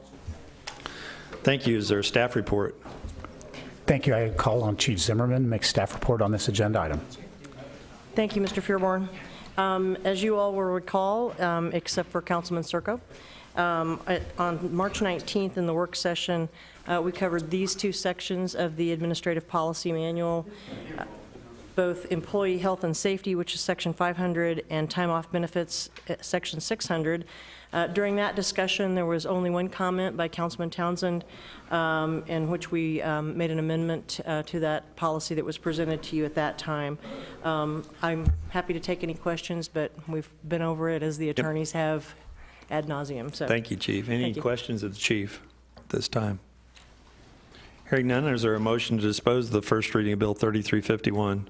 Mr. Mayor, I move that we approve Bill 3351, the administrative policy revisions for sections 500 and 600. I'll second the motion, sir. Thank you. Motion's been made to approve the first reading of Bill 3351. Any further discussion? Hearing none, all those in favor of the motion? Motion carries unanimously, 8-0. Can I please have the first reading of Bill 3352 by title only? The first reading of Bill 3352 by title only, an ordinance of the City of Raymore, Missouri, approving and authorizing the mayor to enter into an agreement with Mid-America Regional Council for the acquisition of aerial photography for the City of Raymore, Missouri. Thank you. Is there a staff report, sir? Thank you, Your Honor. I would ask Mr. Cataret to make a staff report on this agenda item. Thank you, sir. Every 2 years, the Mid-America Regional Council embarks on a project to collect aerial photography information for the entire Kansas City region.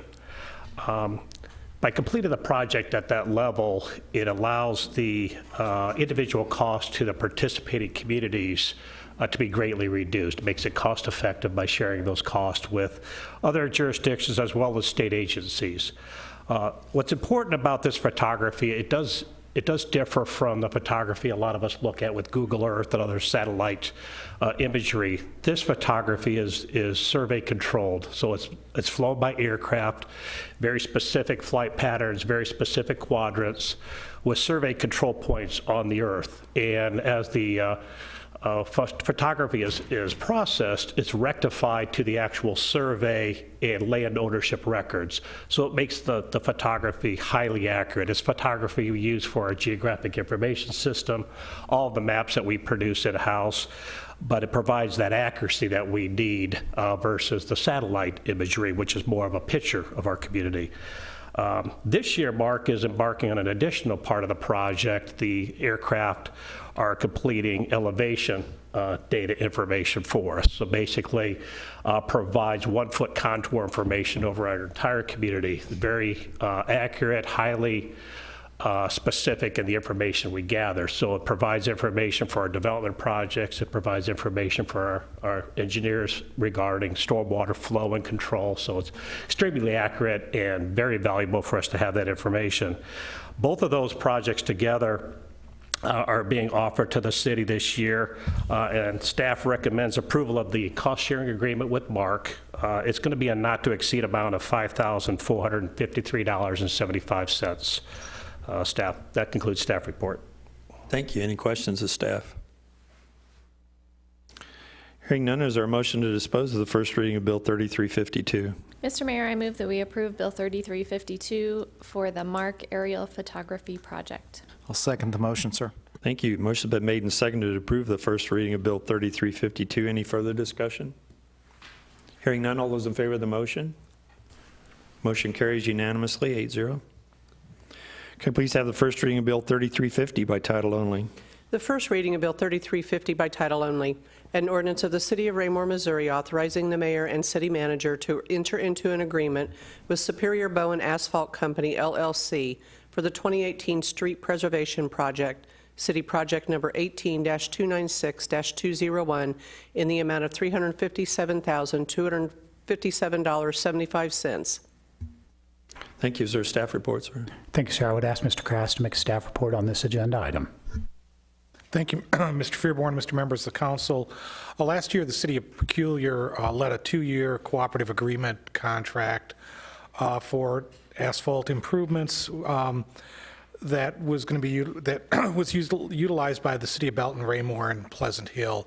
What we are bringing forward is an agreement for this year's work under the terms and conditions of that contract, and we do recommend Council authorize the execution of this contract with Superior Bowen Asphalt. That concludes staff report. Thank you, Michael. Is there any questions of Mike? Anyone? Hearing none, is there a motion to dispose of the first reading of Bill 3350? Mr. Mayor, I move that we approve Bill 3350 to award the contract for the 2018 Street Preservation Project. I'll second the motion, sir. Thank you. Motion's been made and seconded to approve the first reading of Bill 3350. Any further discussion? Mr. Fearborn? If I could just add, Mike, could you explain the difference on this item and for the next agenda item as well to the council relative to the difference between the budgeted amount and the contract amount? Certainly. That we discussed earlier. The street preservation, this is a first of 3 parts of our maintenance program. So this project is for the mill and overlay. There is also a component of microsurfacing, which is a thin lift of asphalt that goes on the streets. That's currently out for bid, and also along with that is crack sealing. So we'll be bringing forward in the near future a second contract. Our estimate for that work is approximately $400,000. So we're going to be very close to the $800,000 budget. Gotcha. Okay. Thank you. Thank you, sir. There's no further discussion. All those in favor of the motion? Motion carries 8-0. Can I please have the first reading of Bill 3354 by title only? The first reading of Bill 3354 by title only, an ordinance of the City of Raymore, Missouri, authorizing the city manager to enter into an agreement with Terry Snelling Construction, Inc. for the 2018 curb project, City Project Number 18-294-201 in the amount of $294,863. Thank you. Is there a follow-on to what he just said? Thank you, sir. Yes, there will be. All right. Mr. Krass. Thank you, Mr. Fearborn, Mr. Mayor, members of the council.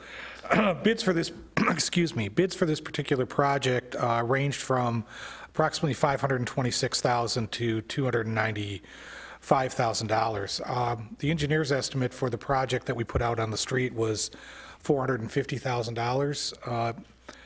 Our annual budget for the curb replacement is $500,000. As this is an annual program, our intent would be with this to complete the work that's outlined in the 2018 plan, which is the 5-year plan is attached to the council memorandum, and then move into the project 2019 project areas to complete $500,000 worth of work.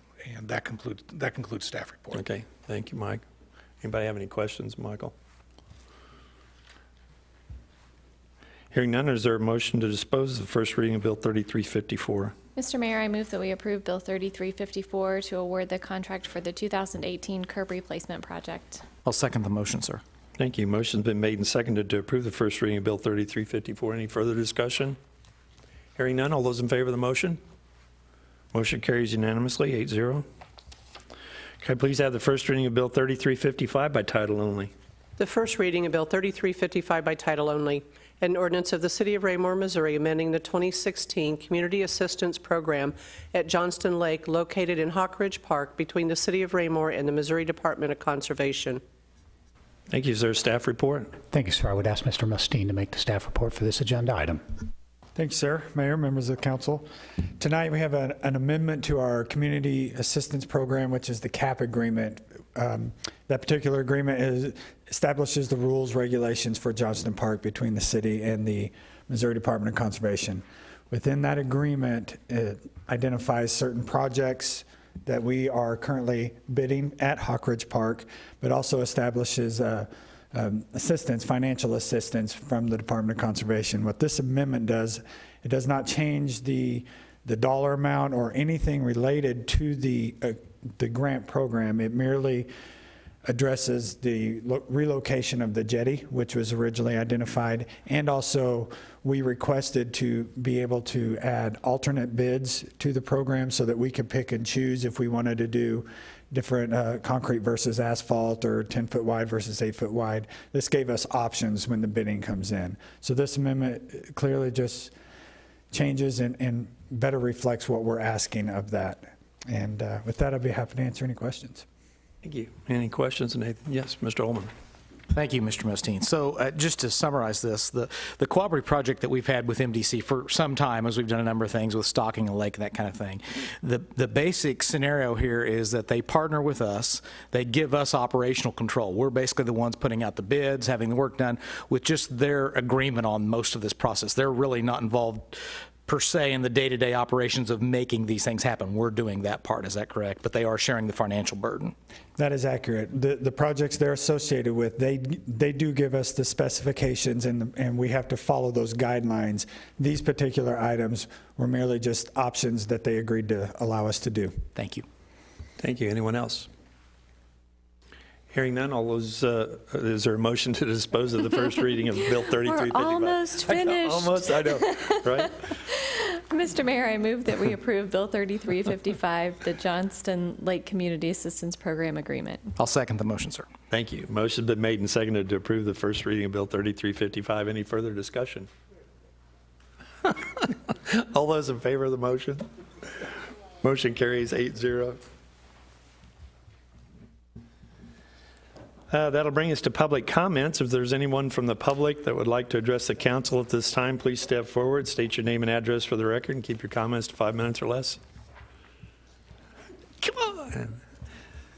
Okay, I guess there is no one. So we'll move on to mayor and council communication. I'll start on the other end this time. Mr. Kellogg. Thank you, Mr. Mayor. It was good to see the dispatchers again tonight. It was a year ago that we saw them. I remember it well. It's been a year ago since I've had my accident, so they were the first group that I got to see when we came back.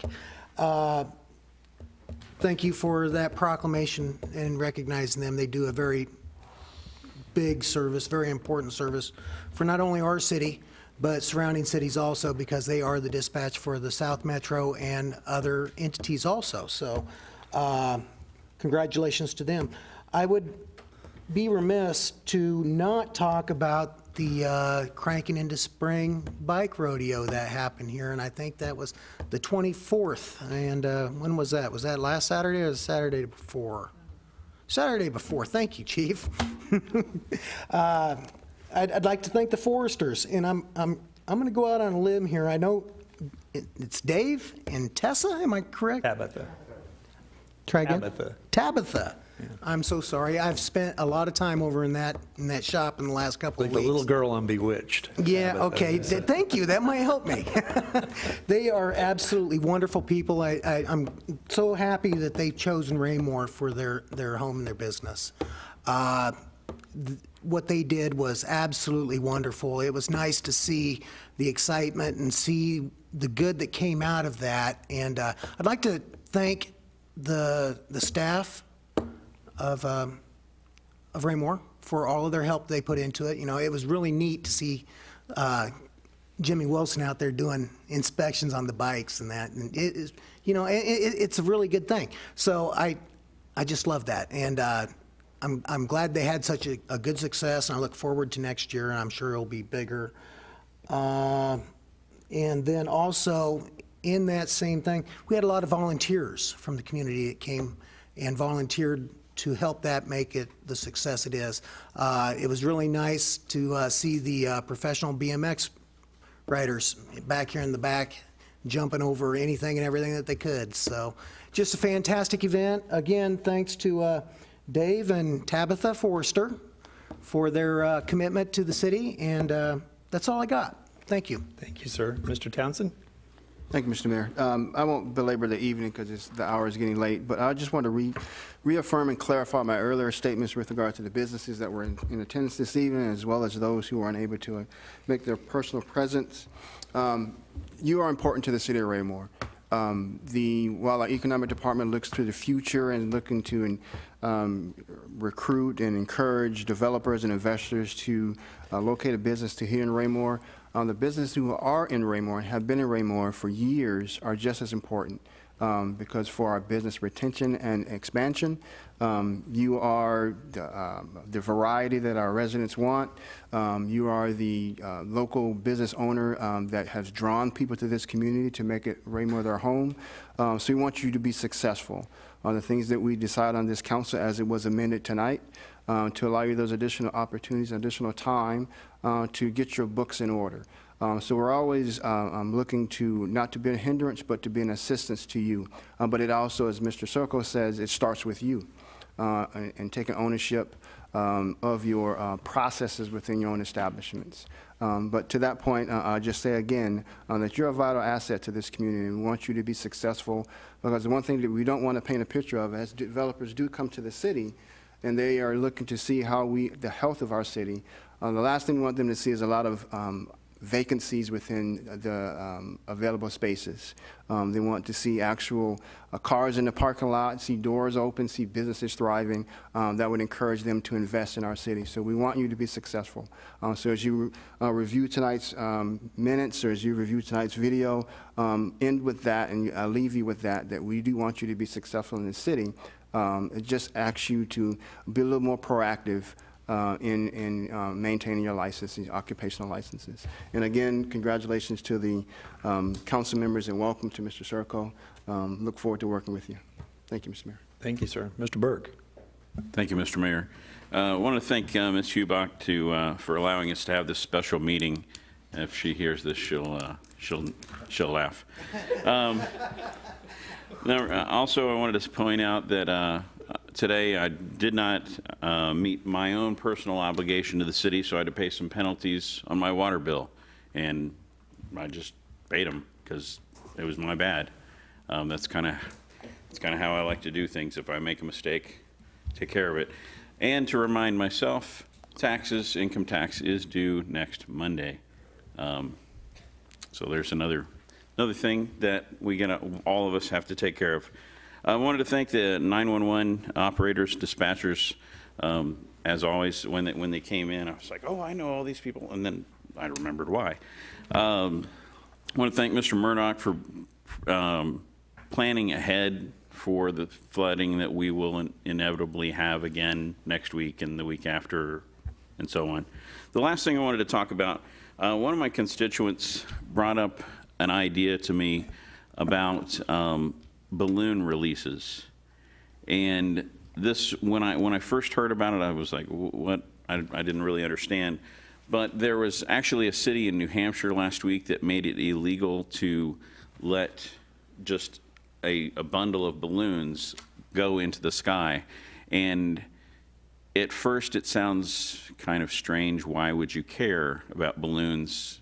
But you got to remember that balloons, rubber or mylar, they never ever deteriorate, hardly ever.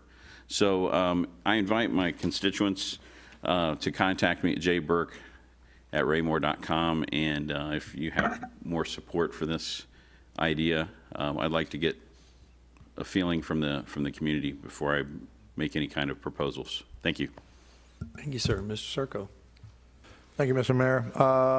The new guy on the block, and I'm very excited and happy and honored to be here and to represent the rest of the council and the mayor and the fine people in the city of Raymore to represent these people here. I love this city. I have a number of grandkids who've grown up here and graduated this school, and more coming.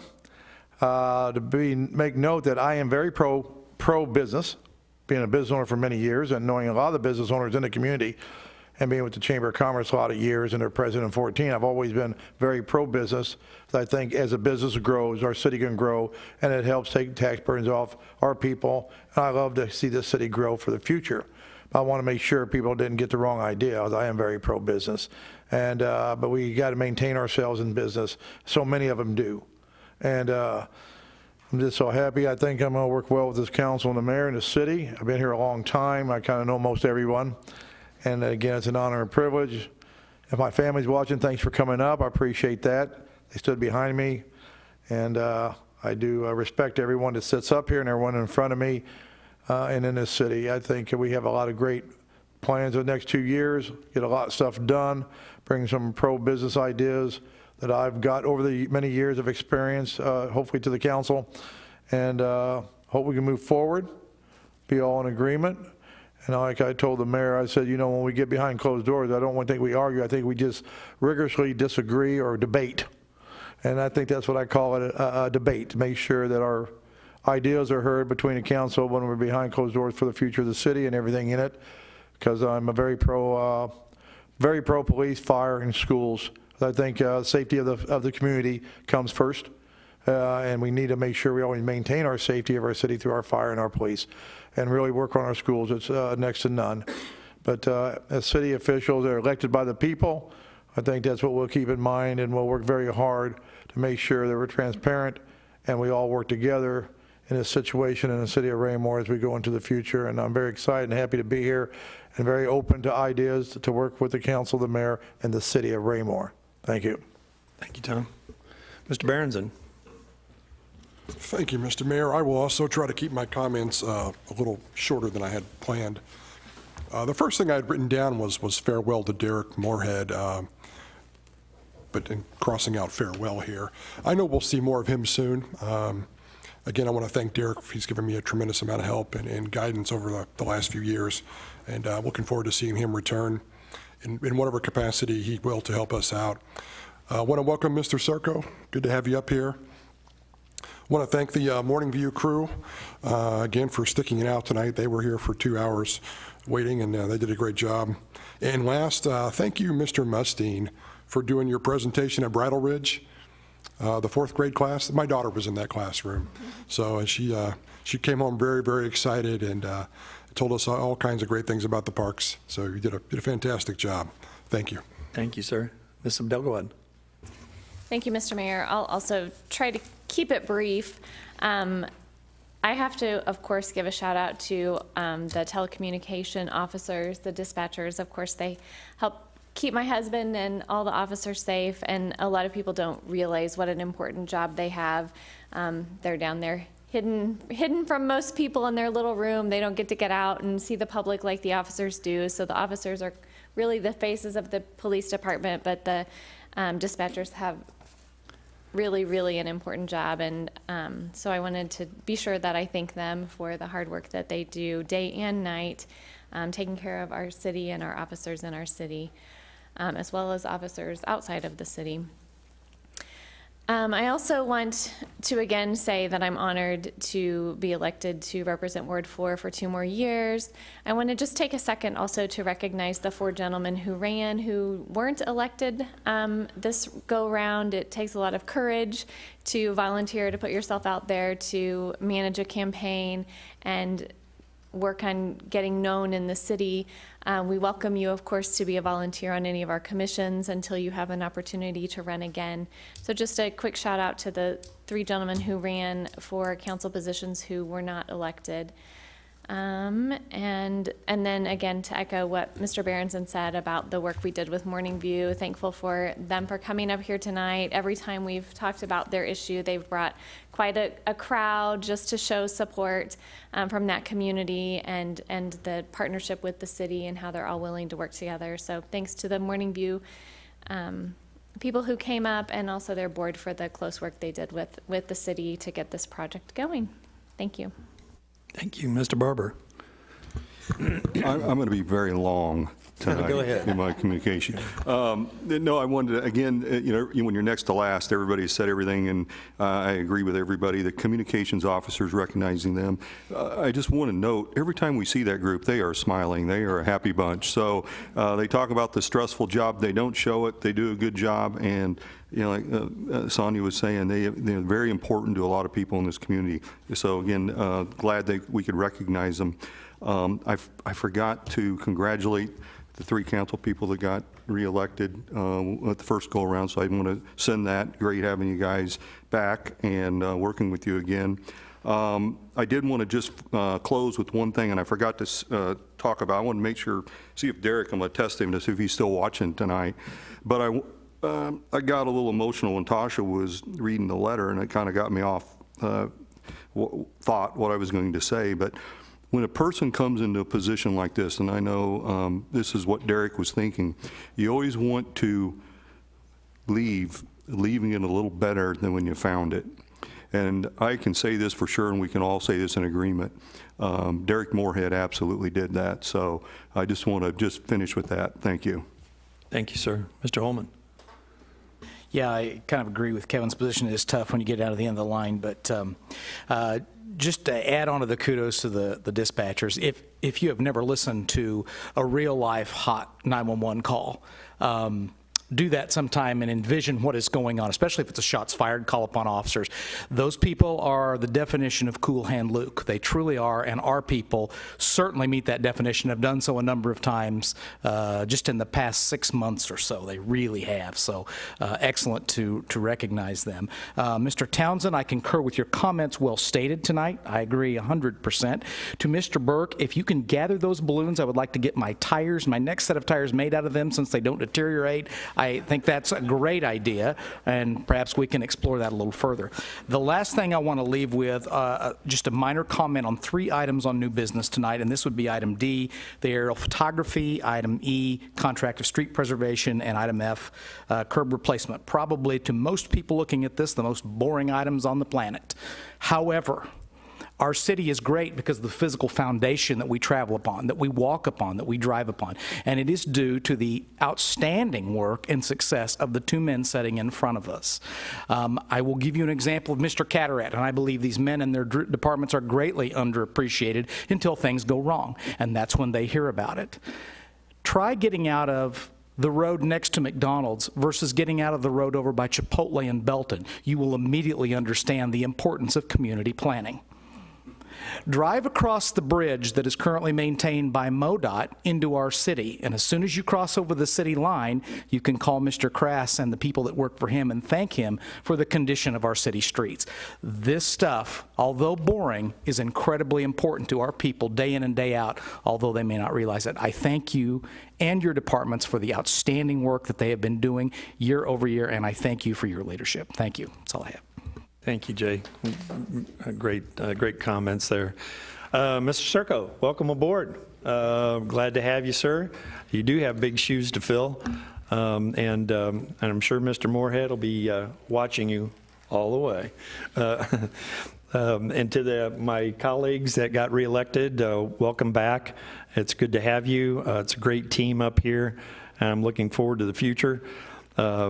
Mr. Townsend, thank you for your comments about the businesses. I do appreciate that as well. Your recognition of that process and moving forward really does, I think, serve to remind folks from time to time just how important our existing businesses are to us as well. So I do appreciate those comments, sir. Mr. Murdoch, I know he's left the room here, but you know, our emergency management department has gotten much more sophisticated since the chief and Mr. Murdoch teamed up to use technology and other response issues to move forward with our emergency management. It really makes me feel good to know that we are looking at things in a proactive nature. I've gotten a couple of calls on water over the road and what we're doing to plan for that. You know, these 1%ers are kind of hitting us hot and heavy of late, and even other communities and other mayors I've talked to are wondering how we're going to handle that, if that's going to be a trend in the weather in the future. So I'm glad to see that the chief and Mr. Murdoch are moving forward with some plans to address that and prepare for. So that's excellent.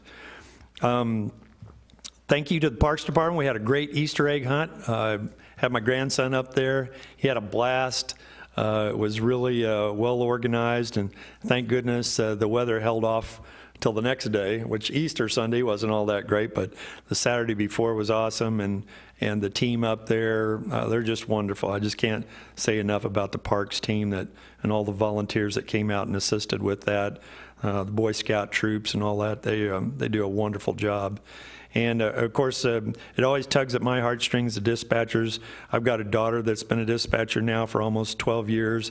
I think she's absolutely wonderful at the job. She shares stories with me all the time. And although it's Leawood is a pretty active community with a highway running through it. And she compliments our dispatchers as well from time to time, because they do monitor our radio systems as well and how they handle calls. So it's really comforting to know that the community itself of dispatchers takes care of our officers and our community with the utmost care.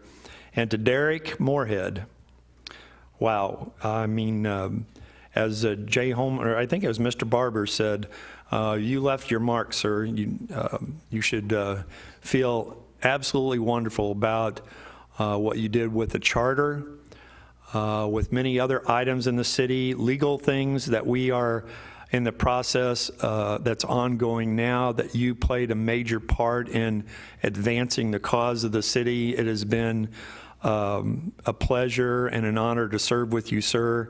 I know that your sage advice is always just a phone call away, and I hope you'll be open to that from time to time with this guy calling you and asking your opinion about things. So I do have appreciated him over the past 2 years and what he has done for this community and advanced things in the future. And Derek, take care, get well, and we'll see you soon, okay? And with that, I will entertain a motion to adjourn. Mr. Mayor, I move that we adjourn. I'll second the motion. Motion's been made and seconded to adjourn. All those in favor? It's unanimous. We're adjourned. Oh, it don't bother me.